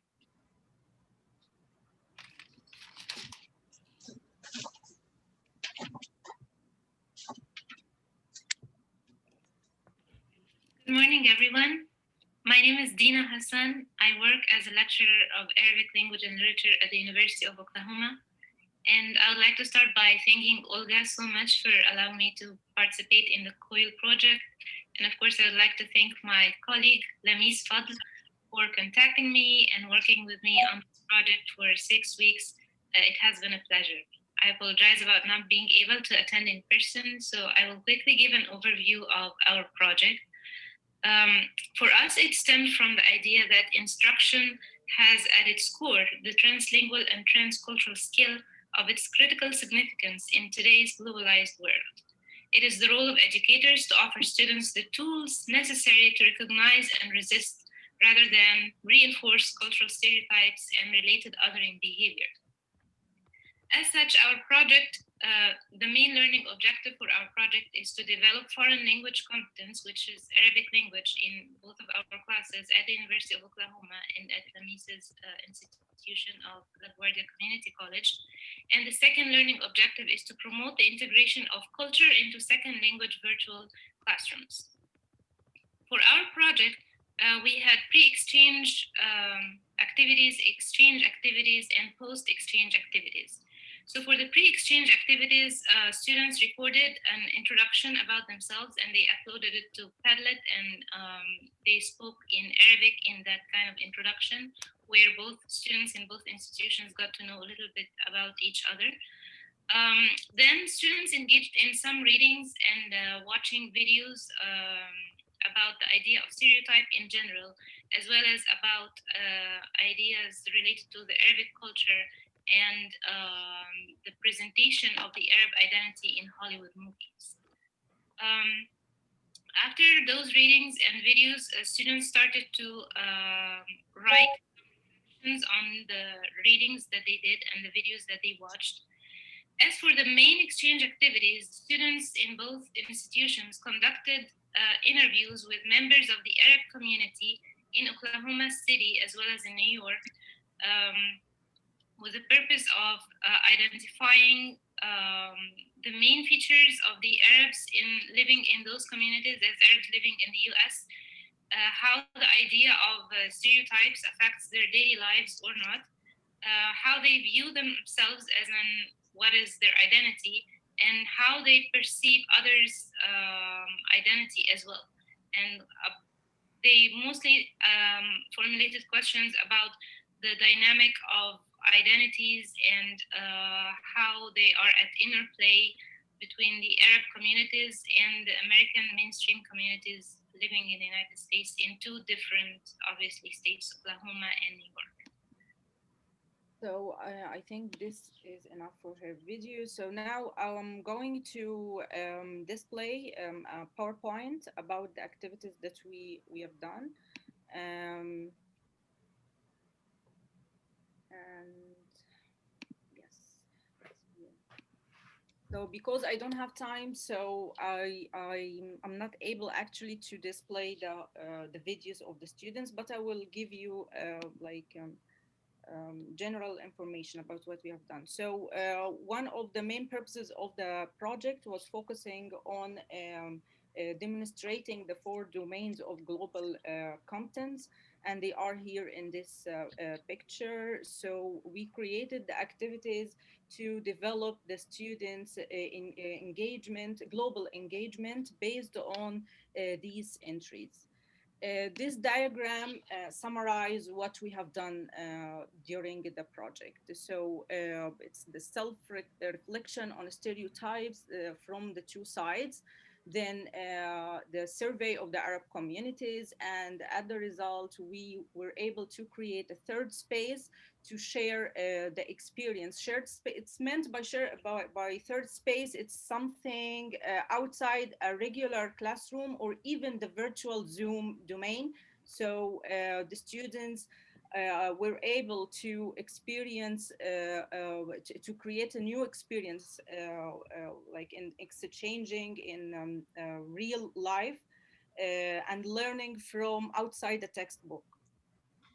One of our purposes also was demonstrating the employability components.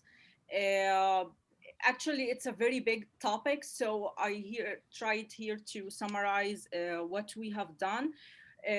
We try to involve the adaptation of digital technologies, focusing on demonstrating the 2 skills of learning digital technologies, the hard skills and the soft skills. We mean by the hard skills, they are the skills that are related to using applications, using technology in general, such as holding and recording interviews, writing reflections, and so on. And the soft skills, they are more emotionally, the less teachable proficiencies, such as the collaboration, the emotional intelligence, and so on. This is a picture from our Padlet, the pre-exchange activities. The students introduced themselves. Since we teach Arabic language, so it was one of our targets to have the students introduce themselves in Arabic and use the language that they learned during the semester. I don't have time to show you the videos, and also the videos actually they are in Arabic. So let's go to the second one. Activity one, it was about the prejudice of a single story. The student watched a short video telling the bad impact of telling a single story. And we connected that to the Arab stereotypes in America and all over the world. Actually, my main source was the book A is for Arab, which is published by NYU, and it was collected by Dr. Jacques Shaheen, a very prominent activist. Then here are some reflections from our Padlet. So our main domain was, our main platform was Padlet. So we created different Padlets, one Padlet for each activity. And the students were able to post videos, to write comments, to exchange reflections on Padlet. And the last thing, it was the post activities after they watched a short video about the bad impact of telling a single story. And they also read two articles about the Arab stereotypes in Hollywood. They reflected on that here in Padlet. So now I think we have 3 students. They should be here. So let's begin with Marhaba Ahmed. Marhaba, are you here? Yes, I'm here. Hi and good morning, everyone. I am a student at LaGuardia Community College. So for the COIL project, we teamed up with students from the University of Oklahoma, which is in Norman, Oklahoma, and they're taking the same Arabic class. The first week, we talked about the portrayal of Arabs in popular media, especially in Hollywood. They've been stereotyped as barbaric, ignorant people, and many people have many people have decided to put a face to terrorism, and Arabs have been the victim of that, unfortunately. And so that led to the second week where we had to, each of us from Oklahoma and in the University of Oklahoma, we had to interview any of our Arab friends. So if they're ethnically Arab, they're from any of the 22 Arab countries. We interviewed them. We asked them what it's like to be an Arab in the United States. And we compared those experiences in New York and in Oklahoma. And the one who had the best interview was given an Amazon gift card. So yeah. Okay, shukran ya marhaba, thank you. So because Oklahoma students couldn't be with us, so John will talk about his experience working with them from their side. So John, are you here? Yes, good morning, everybody. It was quite an interesting project to work with Ron Watts to begin. He discussed the platform of him being in the military, also being a student of Oklahoma. That was very interesting. He spoke about the stereotypes and also how about the platform of education, it bridged the gap. There was someone he knew from Arab, did an interview on, and in Jordan, this person was from. He realized that in Jordan, his friend it would take him 15 years to get like a job, house for his family. But coming to America, he found there were less stereotypes. Within 3 to 5 years, he obtained a job, he bought a house and a car. So that's very interesting to show that this day and age, stereotypes are changing, the world is evolving, and the students and professors like Lamis and others are making it possible for us to make this exchange. And Kyla Jackson, she spoke about how living in Oklahoma versus New York, if you don't wear the same type of clothing, you don't speak the same. That is one of the means of being discriminated against. But what brought everybody together was learning about the Lugatul Arabiya, learning the language of Arabic, learning about how the customs and stereotypes affect people abroad as well as the United States, and how it was a fundamental principle that even though that America has a history of disadvantages for those who are not part of the country and not citizens, it showed that living in a different environment, such as the United States, it gave them opportunities and it gave them their rights. they didn't have those rights and similarities in their own country. Not to say the country is bad, but to say that changes are taking effect and it's happening. And I found it most intriguing when Ron mentioned that he was in Japan and other countries, and the little he learned in his classes with Dina's class professor, it helped him navigate the soldiers and the other military staff to quell disturbance, violence, which could otherwise have caused his life and other lives of innocent people, just trying to protect and uphold a constitution and make things better living for everyone. So finding that the language barrier is now showing that it can break racism and stereotypes, I found it to be a blessing to learn it and to exchange it. We're in a time of COVID where we're social distancing, but showing that distant learning is powerful and very impactful. And I'd like to say that I'm grateful to have collaborated with these students, Ron Watts and Kyla Jackson. And I'm very grateful for LaGuardia Community College, my professor, Father Lamis, my other students, Mahaba and Jonas, who are also present. And I'm truly grateful for that. Point. Yeah, shukran jazilan. Thank you so much. So I think Jonas is here. So Jonas, you have about 1 minute. Okay. You are muted, I think.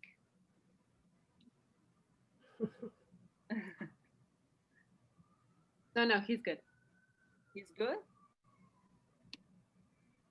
Okay. We can't hear you, Jonas. We can't hear you. Maybe you can check the audio source. It seems you're unmuted, but the audio source may be different. Yeah.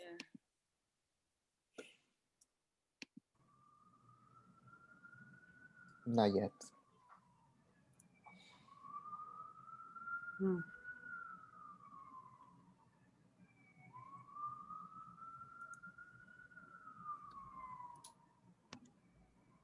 Yes, I think now you can. Can you try now? No. No. It's okay, Jonas. So I'm so sorry about that. So I think, Olga, we can move. So this is all what I have because I know that we have very short time of period. I just want to share with you that our project, Dina and I worked on a chapter proposal, book chapter proposal, and the proposal was accepted, and we are finalizing the chapter now. So this is also a great opportunity that we got from working with Olga and the COIL team. And thank you so much. Thank you, Lamis. And thank you so much, John, for just bringing up this really important issues about discrimination and letting us see what your project looked like from the inside. Okay, still in the language area, Dana, and this is another domestic exchange. We're really happy that this semester we were able to have 2 of those. So we didn't go abroad, but we were still able to have some intercultural learning.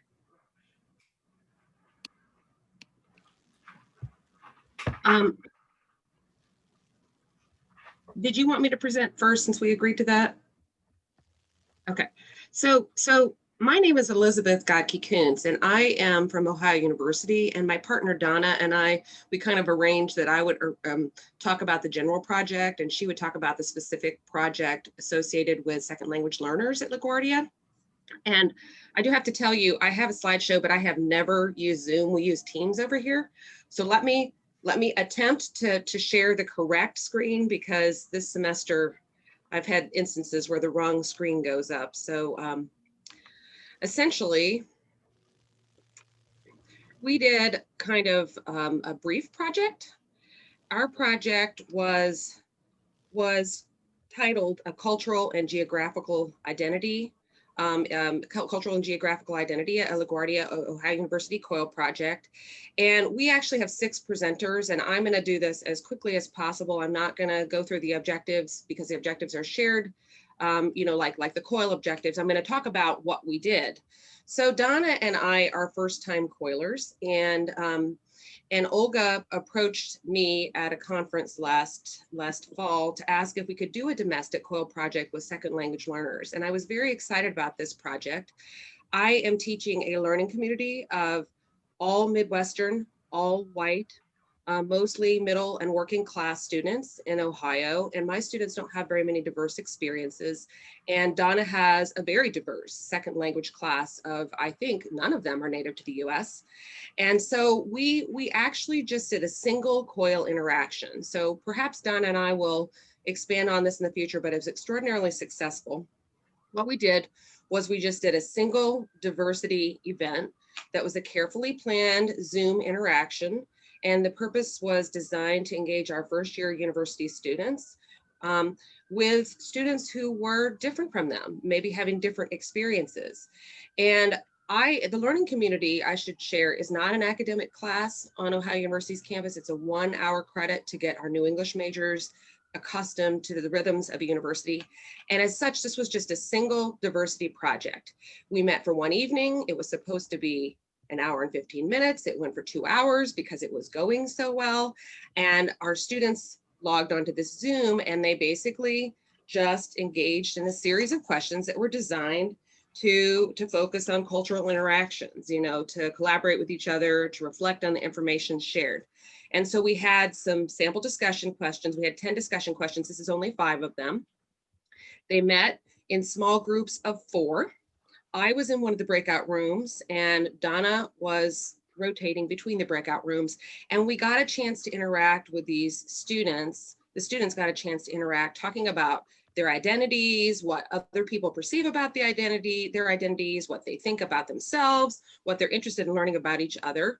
And this is just a subset of the questions. What preconceptions do you have of people who live in each other's locations? What do you perceive as your own culture to your group members? How's it different or similar to stereotypes? What 3 things would you like to learn about your group members? What aspects of your culture do you enjoy sharing with people? There were more of these. And then what we did was we just allowed that to go on for, I think, did we do it for about 30 minutes, Donna? Does that sound right? And then what we did was we sort of regrouped, or maybe we did it for even 40 minutes, but we regrouped and had a post. This is supposed to mean post small group, meaning it's not in the small group, but the larger class. And we talked about the connections. Was there something you said in your conversations that shifted your thinking? If you had to share one highlight from your conversation, what would it be? What are the blind spots in terms of your understanding and knowledge of each other's cultures? Consider your personal experiences as well as what was heard about you. What sense of responsibility do you have to be culturally open? And the idea here was just to sort of learn something. And my perspective of it was that it was extraordinarily engaging, extraordinarily positive. I want to do this with LaGuardia again, possibly with Donna, possibly with other people. It was an evening event. And so the students just came in and they were energized. And so since we've got students from each side, I'm going to go ahead and cede to Donna now and not share. Unless you want me to go back to the slide and sort of have the student names. I just want to mention briefly how my students, being ESL students, advanced listening, speaking, and grammar is the title of the class.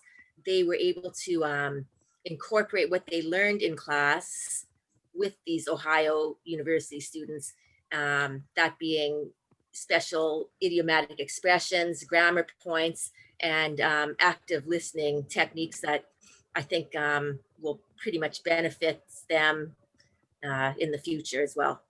So it was a positive event for sure. So we have 4 students, and I don't know if I should introduce mine and you should introduce yours, maybe. Okay. I'll go ahead and introduce my 2 students, and then I'll let you introduce yours so that you can get the pronunciations of their names correct. I think one isn't here, but that's okay. Yeah. Okay, it's okay. Well, you know who's here and who's not. So Michaela Walter, she's a freshman in the learning community. And Michaela, are you interested in sharing? Sure, I can. For me, the COIL experience was really interesting because we talked about like culture and that kind of thing a lot. And we each had different ideas of what we each would be and how it would be to be in these different areas. Like one of the things that was really funny to me is that the LaGuardia students thought around here was pretty much all farms. It's kind of middle of nowhere, nothing. And same with me, I thought New York was something like extremely big and I didn't really think about the different little neighborhoods. And we talked about traveling to these different areas. And something that really stuck with me is the fact that they asked how open people are, like to new people and new ideas and that kind of thing.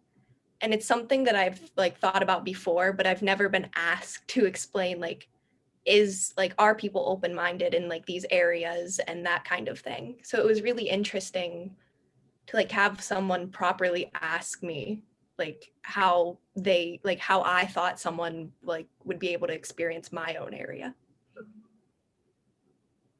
Okay. All right. Ellen, what are your thoughts? What are sort of the moments that pop out for you as being the most memorable? Ellen, by the way, is a junior. She was the student facilitator in my learning community. We have sort of a student teacher type position with these learning communities to help mentor our new students. And so Ellen is also a student, but is in kind of a different place in her learning.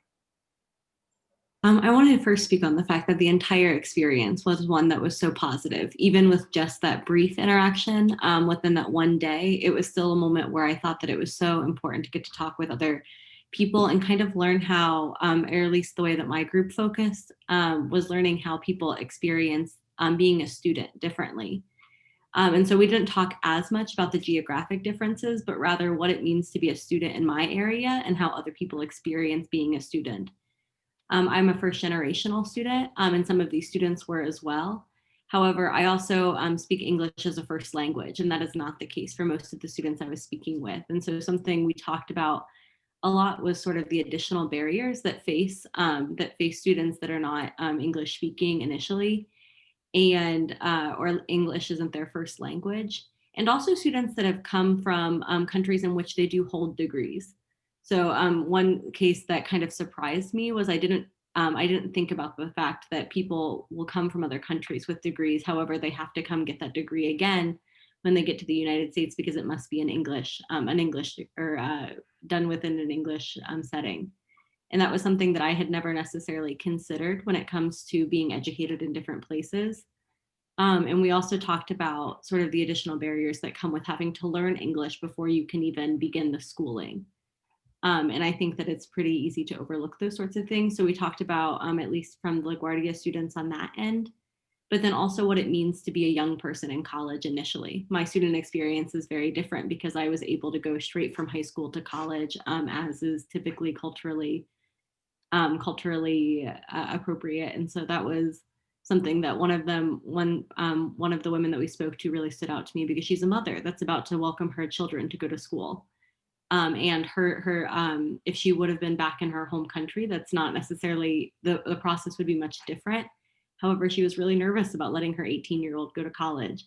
And now as a 20-year-old, I was talking sort of about my experience and how I transitioned into college as a United States citizen, as an English speaking student, and was kind of able to talk her through that experience. And it was really interesting to think about generations and sort of how we experience being a student really differently. And so that was a long-winded way to say the fact that it was really eye-opening, but I think that it was also meaningful on both ends. I learned so much, but I also think that I was able to connect with these other students in ways that I wasn't necessarily anticipating. So I do want to thank all the people, all the representatives from LaGuardia also for making time to speak with our class because I thought it was so productive.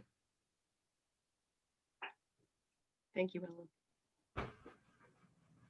Okay, I'd like to introduce Natalia Pruzko. I hope I'm pronouncing it right. Natalia Pruzko? Proshko, thank you. And she's going to share her individual experience. So I'm from Poland and I've been living in New York for a couple of years. I moved here after I had graduated from a university in Warsaw in Poland. And on November 18th, my class from New York had the pleasure to be a part of COIL project. And we discussed the differences in the schooling and culture between the students from Ohio and New York. And we were talking about the difficulties in studying for international students in New York, where the percentage of them is one of the highest in the USA. But mostly we spoke about the issues that the coronavirus has caused and impacted the way students are engaging in their studies remotely. Freshman students seek the college experience, and I can only imagine how hard for them this is. The one thing that resonated with me the most was when we had the chance to talk to the students in small groups. And the girl I had a chance to talk to was a freshman from Ohio, and she took the whole situation in stride. And in my opinion, she and other first university students should be congratulated on the way they handle this. They give a very example to others. And to conclude, I'm very glad that I could be a part of COIL project. It was a very meaningful learning for me. Speaking in front of large group who are native speakers is very challenging, but also a wonderful experience. It gave me a chance to make connections with people from different states, and I could learn more details about their places of residence and how they are dealing with the pandemic situation. Thank you.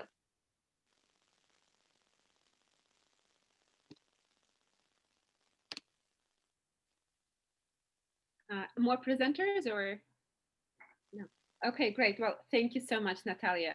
You did a beautiful presentation. I hope that whatever public speaking issues you had now, you know you don't have them. Thank you very much. Great job. Thank you so much, everyone. I'm really glad that it was a short exchange, but it was really meaningful. It was, and we would like to do something like that again. I think there's lots of opportunities, not just within the class, but maybe just for university communities to come together with volunteers from other university communities who have an interest in a similar engagement. Great. That's idea. all I have to say, though. Thank you. Yeah, so much. Okay, now we're going to transition to business class. Ed Goodman and Martin is here. Martin Pantalla. Yes, great. Okay, good morning, everybody. Hi, thanks, Olga. Thanks for having us here. So I'm just going to really quickly introduce what we're doing. This is work that we've been doing with my Introduction to Business course. This is our third semester collaborating with the University of Guanajuato. In the second semester, in which we've also collaborated in the same COIL with Southern Oregon University. So hold on one second. Cooper, you're not supposed to be presenting with me, but I'm going to present with my son. Cooper, say hi to everybody. Cooper's going to be in trouble with this.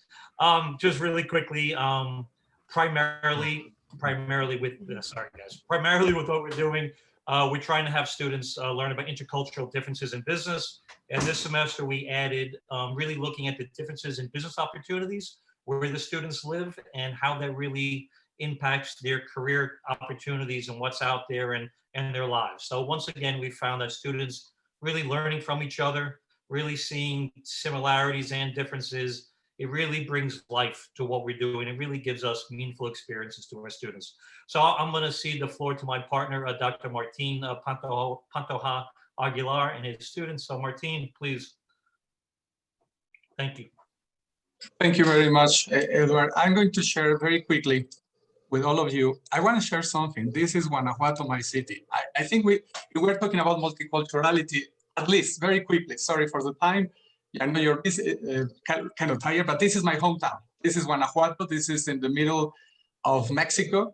And this is a very colonial style city. And we hope that this COIL project will come to also physical exchange, you know, like not just virtual, but also to have students from LaGuardia here sometime, and my students also to be in New York.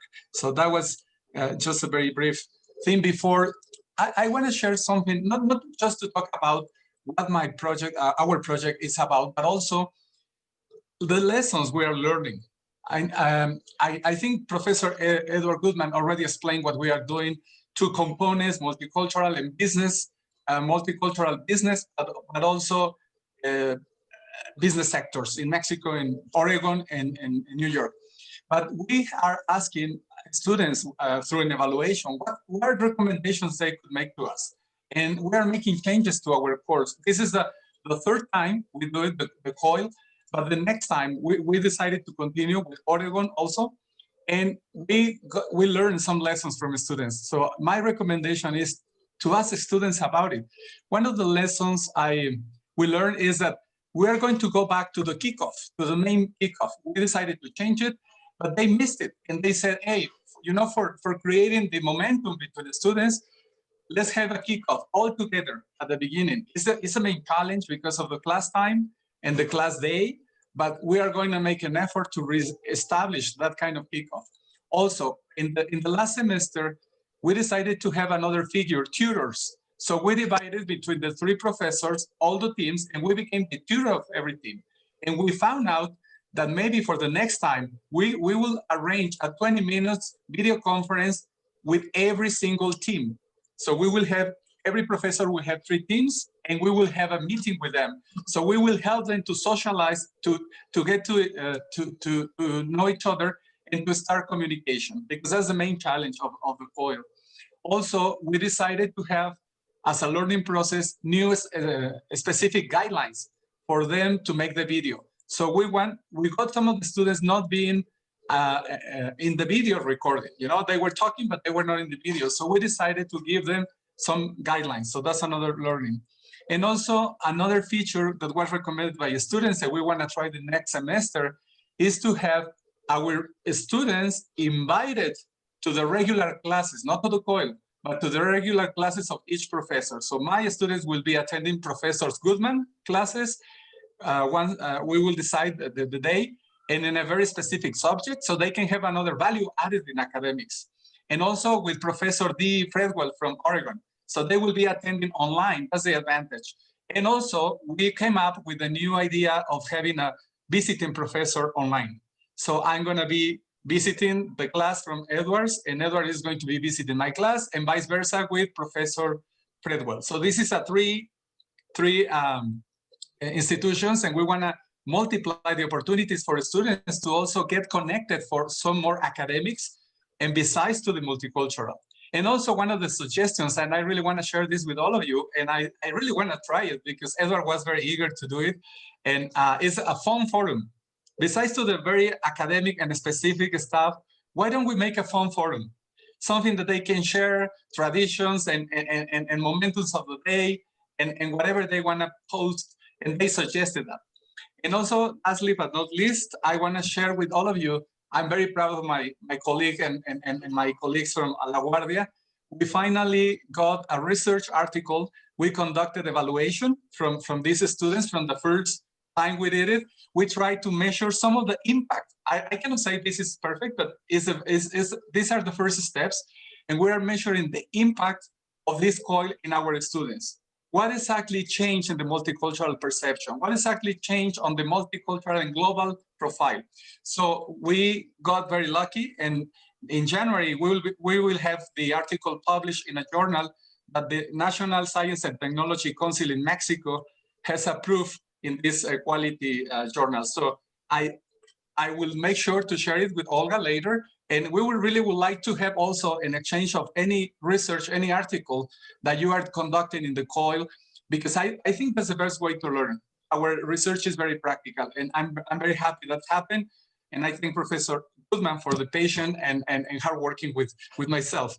And I just close my remarks by saying, I feel so proud, so happy, and I thank the Lord for this great opportunity to benefit the 99% of the students that will never, ever be able to travel around the world.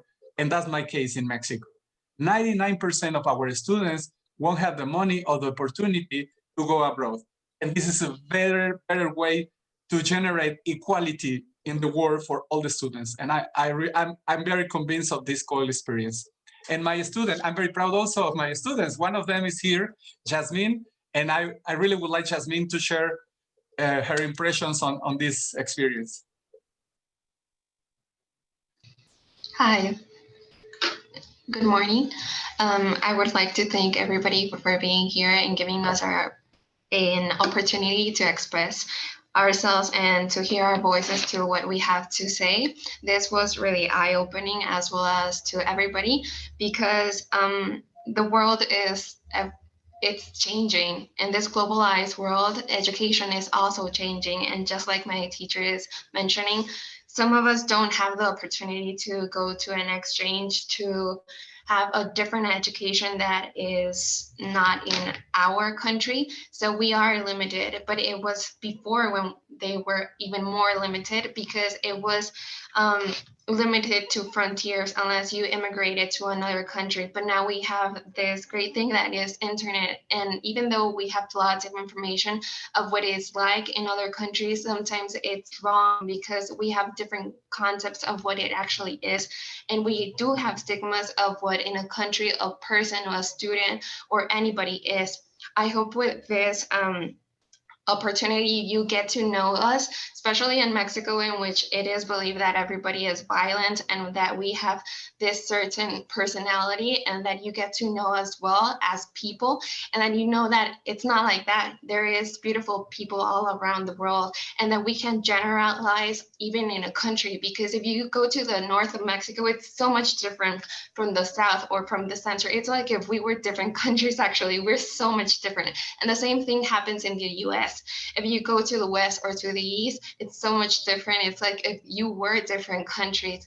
And being able to interact with you, being able to know the students, being able to see the person they are, it's quite beautiful, because with this experience, not only did you get the hard skills, but you get this thing about business in which it's not only about the knowledge and the hard skills that you get, but it's because you need to go even further on and get to know the culture, get to know the people, because you can't do business if you don't know people. That's the beauty of business.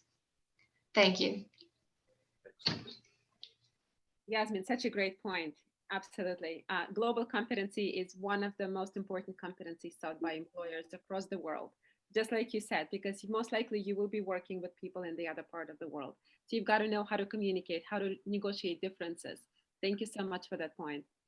And as always, Martin, thank you. Thank you for doing innovative things and benefiting everyone so much. Our pleasure. May I say something for the last? Also, Perla and Javier were presenting today. We're very proud in Guanajuato that our family is growing with LaGuardia, you know? So we have already 2 COIL courses and we want to go for more, okay? So we will work very hard on that, and let's get more LaGuardia faculty also collaborating with Guanajuato. Thank you. Absolutely, absolutely. Thank you. So Maria Sava is going to come back, I hope, Yes. with her other COIL project. Maria did 3 COIL projects this semester. Okay. Hi again, everybody. This is going to be a short presentation. We kind of added it last minute to the program. Also, I'm not sure if Professor Mary is here. Okay, she is one of the professors I collaborated with, but she was on a short time schedule and we're running almost an hour later. So I think she might have had to leave, but that's okay because we're short on time. So the class that I'm going to talk about is Early Childhood Education in American and French Classrooms. And basically this was a collaboration of 4 classes. I taught 2 sections of foundations in early childhood education at LaGuardia, and those sections collaborated with education students at the University of Strasbourg. One of the professors was Professor Mary, and the other one was Professor Plashy. But we followed the exact same collaboration, even though there were 4 classes. And basically it was every other week. Students participated in a discussion board. So we ended up with 5 topic areas. Looks similar to the one I did with my Indian collaboration. Introductory, Flipgrid, comparing French and US child care issues. They talked about their teaching philosophy. Early second language and bilingual education in the 2 countries, and also comparing health and diet in schools in France and in the United States. This is just a quick link to here's an example. Here's students learned about in New York City, there's bilingual education, which is basically a form of education where you're taking students that speak another language and you want to slowly transition them to English, versus dual language programs in New York City, which actually look to retain 2 languages. So students are actually learning 2 languages at the same time And the idea is, so by the time they reach grade 6, they know Korean and English or whatever other language it is. So basically, this is an example of something that would be on Flipgrid. You know, give a quick presentation of your own language biography. What place should second languages have at preschool, elementary school? How do you feel about the current language education in your country? What language policies and practices would you like to see implemented?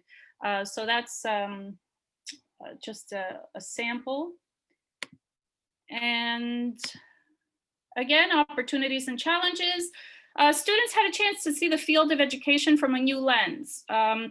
And they also recognize that many cities face similar educational challenges. So they watched some YouTube videos where families talked about, yeah, there's free education in Paris, but everybody wants it. And a lot of times you're on a waiting list, waiting for your child to, sometimes you have to put your child on a waiting list before your child is even born. That's how competitive it is. And so it was interesting to look at socialized education in France compared to the United States, and particularly in New York, and to see similarities and differences.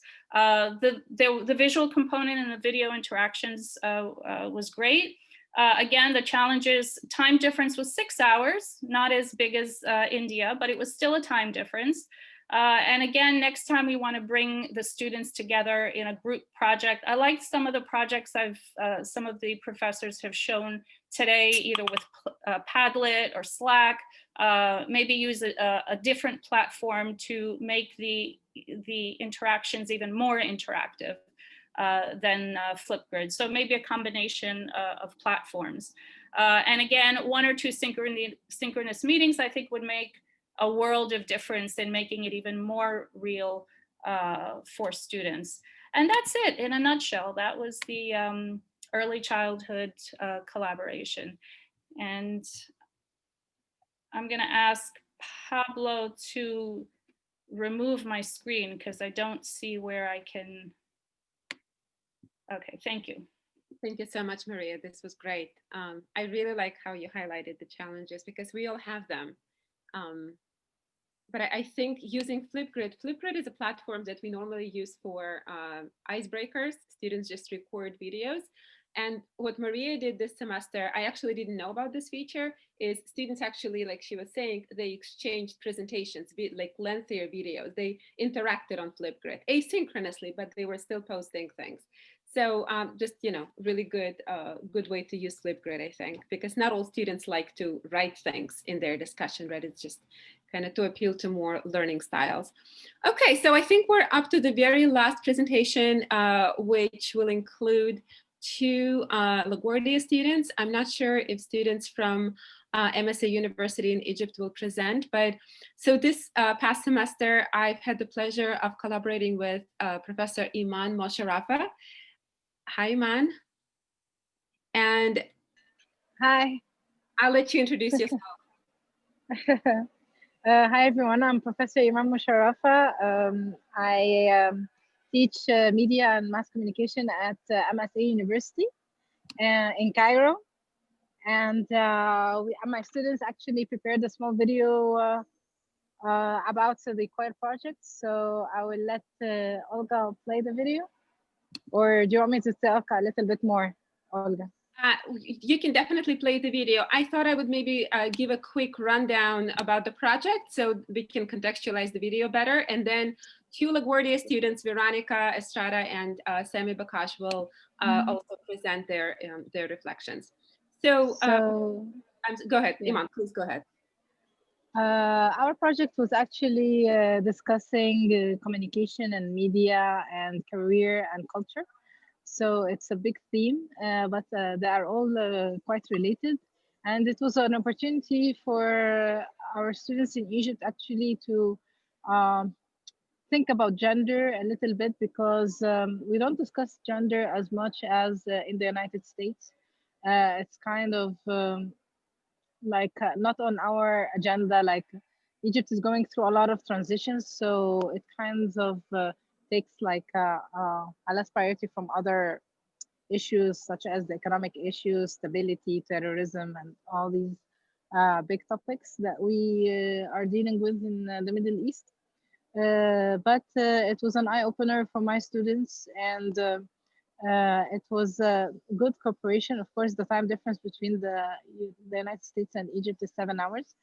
So perhaps we had a little bit trouble synchronizing our sessions and things like that, but it worked out well. And the students did work together on creating like several PowerPoint presentations on the issue, and they attended a panel.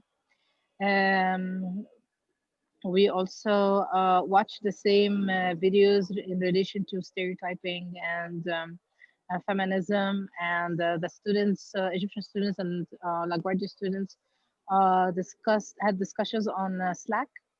That was very informative and like interesting. And then we also had videos of the day where each student was talking about like the daily routine, whether it's students from New York or students from Cairo. And of course, what the students were showing was so different from what the media is showing. So this was also an eye opener for the American students. I'll leave it there, Olga. Tell me. Thank you. So I just want to kind of also highlight the fact that my students were a part of a learning community, which consisted of 3 different classes.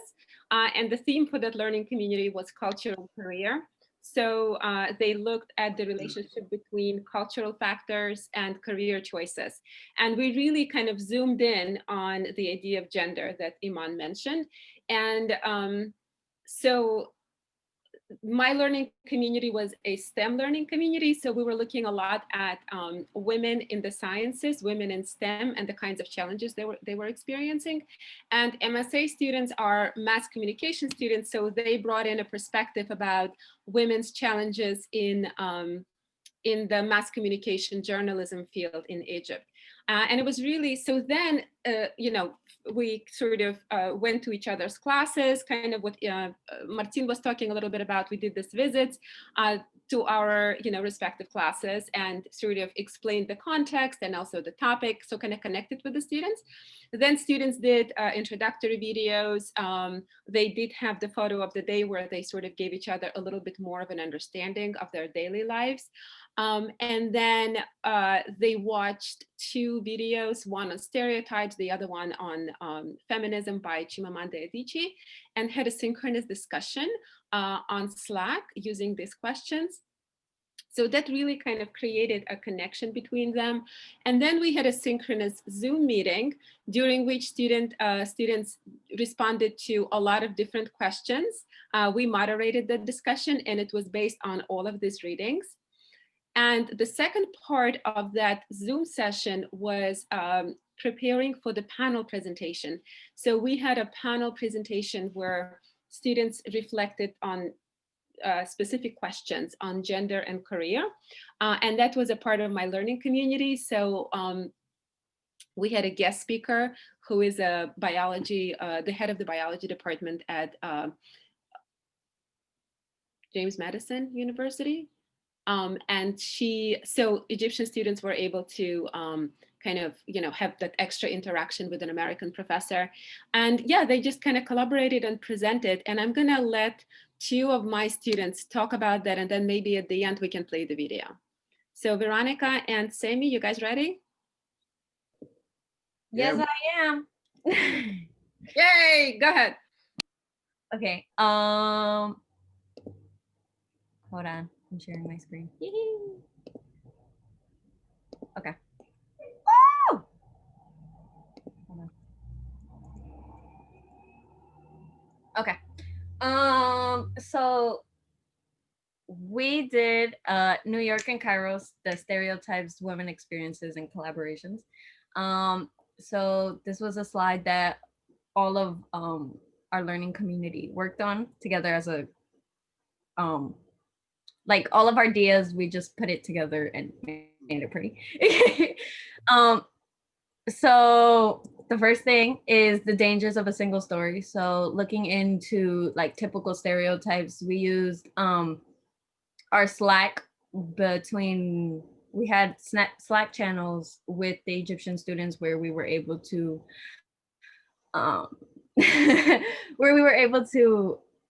just share our like responses to various articles and our TED Talks. So as two of our Egyptian students said, when it comes to Egyptians transporting on camels, that's a single story. So a lot of people always say that, you know, Egyptians, you know, their main source of transportation is camels, when that in reality, that's not true. There's also another single story. There are many single stories and movies outside that show Egypt as still in the, I can't pronounce that word. Pyramids or hieroglyphics? Where are you? Second bullet point. Oh, pharaonic. Thank you. Error, and not advancing or growing. That's also another single story where it's like, you know, everybody lives with the pyramids, and you know, it's very old school like. Also, they live in the desert with the pyramids, and they still use hieroglyphics. Like, that's not reality at all. So in reality, Egypt, they use cars and transportations, trains, just like us. They live in cities, beautiful cities, just like us. They're advancing and modernizing more every day, just like the rest of us. And they don't use hieroglyphics. They speak Arabic and English. So it works out. In our next slide, we used, I used the video from Slack. Sammy wanted to interject something, but he's muted. Oh. Or maybe your connection is just not working. Guys can't hear me? Go ahead. Yeah, we can hear it. Okay. I was just gonna add, although some of those might seem ridiculous when you're reading them, I was also one of the students that had no prior knowledge on current life in Egypt. And although I wasn't thinking about the camels, I had no idea. And that's what we see on TV or in movies, and that's all that we could see. That's also what we're about to get into with the single stories. Veronica, don't play the video. We don't have the time. Okay, just say what it was. Okay. So this video that I have is from the Slack channel. It was Professor Iman's video of her video of the day, photo of the day, where she just shows us the Nile and the city in the background. It's a very nice video, but we don't have the time for it. Okay, these are also pictures from different Egyptian students. These were also from the photos of the day, just to show like, this is life in Egypt, what they did, what they enjoyed doing. Then we have the problems faced by women worldwide. So all of these challenges are both, we looked into journalism in Egypt and the US STEM field for women on both. They both experience low wages, unequal pay. They don't have very much support. They have less respect than men do. There's a lot of harassment in the workplace, and I can't see.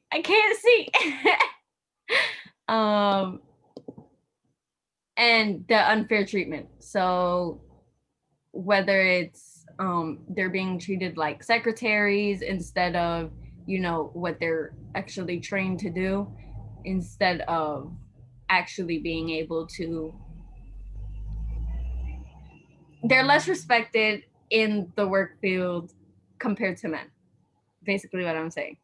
Okay, Sammy, you can now take over. In our collaboration, we first we started off on the Slack channels, and we started off with intros. So we introduced ourselves and a fact about us. And I remember in our class, from LaGuardia, we were speaking on how we were surprised that, and again, this is coming from ignorance, how well they knew English and how they all spoke it with no problem. And then we were told that was actually extremely common over there. And that was another thing that we had no prior knowledge of that. And then we would share things like the photos of the day. And, you know, a photo, it speaks a lot. It speaks a lot because each picture, even if it's just to us, we could take a regular picture of our street, but to them, there's so much more to that because that's something that they're not experiencing every day. And then we met on Zoom and we spoke to each other, we collaborated, and we worked on our panel presentations. And we would mix with LaGuardia students and MSA students. And that was an awesome collaboration because it was two completely different views. Although we both had the similar idea in how, for example, women should not be treated like all those problems that Veronica just went over. We all know that, but we all have different experiences, and we've all seen or experienced different bullets from that list. You want to go to the next one? There you go. And yeah, these are some of the highlights of working together.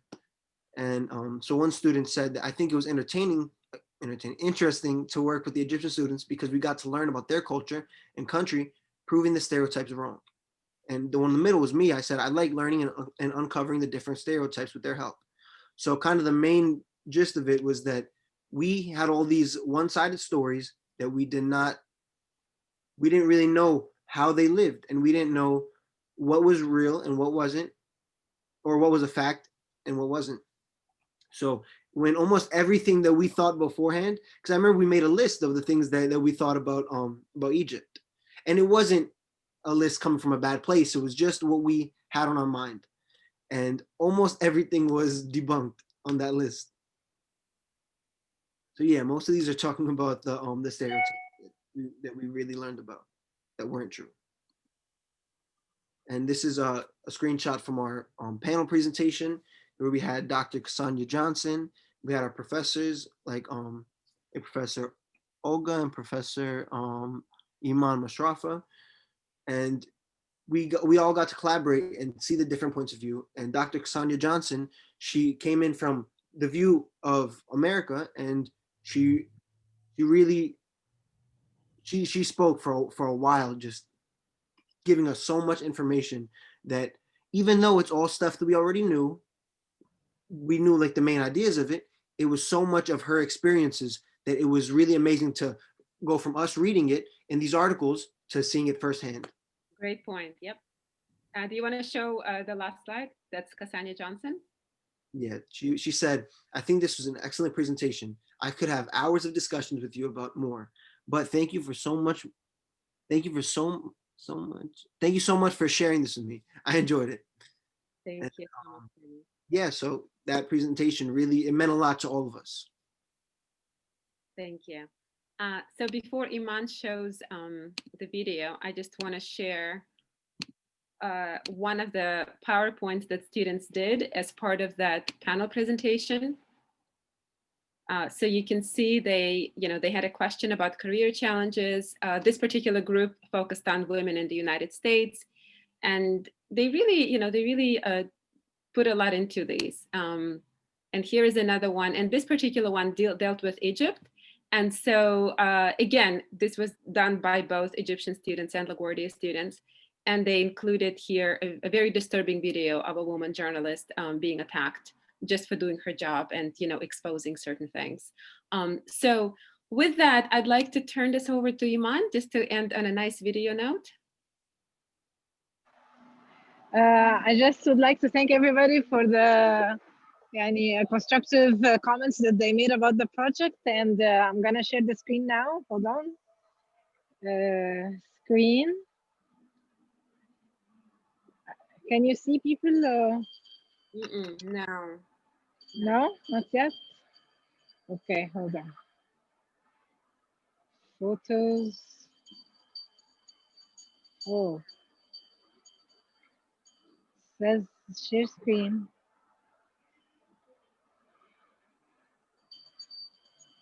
Maybe you can sorry. Miss, if you're on your phone, you can share by pressing Zoom instead of photos, and then just go to your photos. Okay, hold on. Let me try this.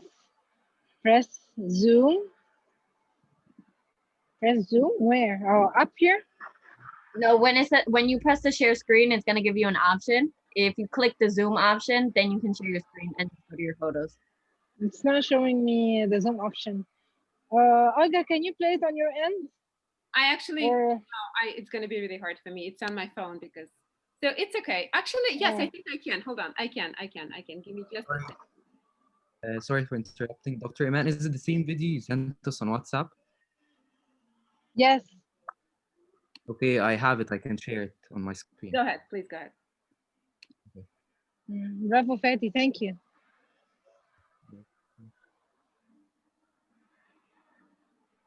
Okay, can you see the screen? Yes, go Yes, ahead. yes, exactly. Welcome to the COIL project. I'm Professor Mosharafa from MSA University, Cairo. My name is Professor Olga Aksakalova. I teach English at LaGuardia Community College in New York City. Hi, hello. My name is Minatore. I go to October University of Sciences and Arts. Hi, I'm Sammy Bakaj, and I'm from New York, and I study at LaGuardia College. Hello, everyone. My name is Ibrahim. I'm 19 years old, and I'm a student at the MSA University.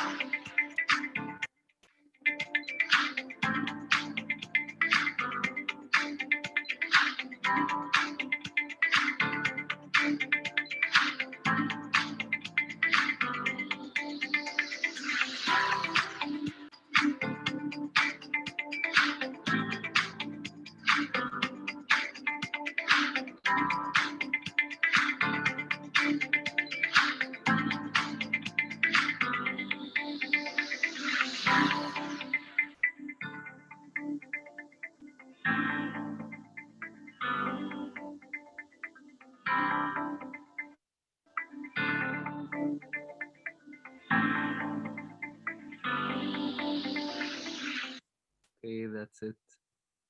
Thank you so much. Thank you for this. Yeah, I mean, again, because this was a learning community, we sort of explored the topic not only from multidisciplinary perspectives of math and English, but also through this kind of intercultural connection. So it was really useful. So here we are. I want to thank everyone for your wonderful presentations. A lot of really interesting things came up today. I was kind of taking notes, and I think what really struck me was, first of all, we were all taking risks. Some of them successful, some not so much, but we've all, been in this sort of space where we felt comfortable to experiment. Another thing is, I felt like just compared to other showcases, I feel that a lot of our students and faculty have made connections in ways that weren't possible before. And I feel like this is one of the silver linings of the pandemic, that we all needed to, to experience connection in a very meaningful way, in a time when everybody's talking about distancing and distance learning. So another thing is, we've really kind of moved beyond this tourist way of looking at cultures and started experiencing, the actual life in our cities or in our neighborhoods, and to really kind of question the kinds of assumptions that exist and that are perpetuated in tourist literature and mass culture. And then I also really appreciated seeing how we explored the internal diversity of each of the places that we connected with, right? So we didn't just cross borders across the world, but we also crossed lots of borders within our immediate surroundings. And I think also within our inner world, right? And I know, Sammy, you talked a lot about this in connection to your own culture in our class, just being Albanian and kind of looking at Egypt and figuring certain things out about your own culture. So I also heard a lot of this in our presentations. I'd like to thank all of our presenters, both from LaGuardia and from the international schools. Thank you so much for your work. Thank you so much for your wonderful presentations, for putting so much effort into it. It's a lot of work. It's really a lot of work. And it's rewarding work, but it's also, it's very challenging to make these connections possible. I'd like to invite everyone to collaborate with LaGuardia in the future. You can reach out to us through your faculty partners. I think everybody knows my email at this point. Yes, I know it was very long. Thank you. Thank you so much for sticking around. I appreciate it. And happy holidays. Stay well.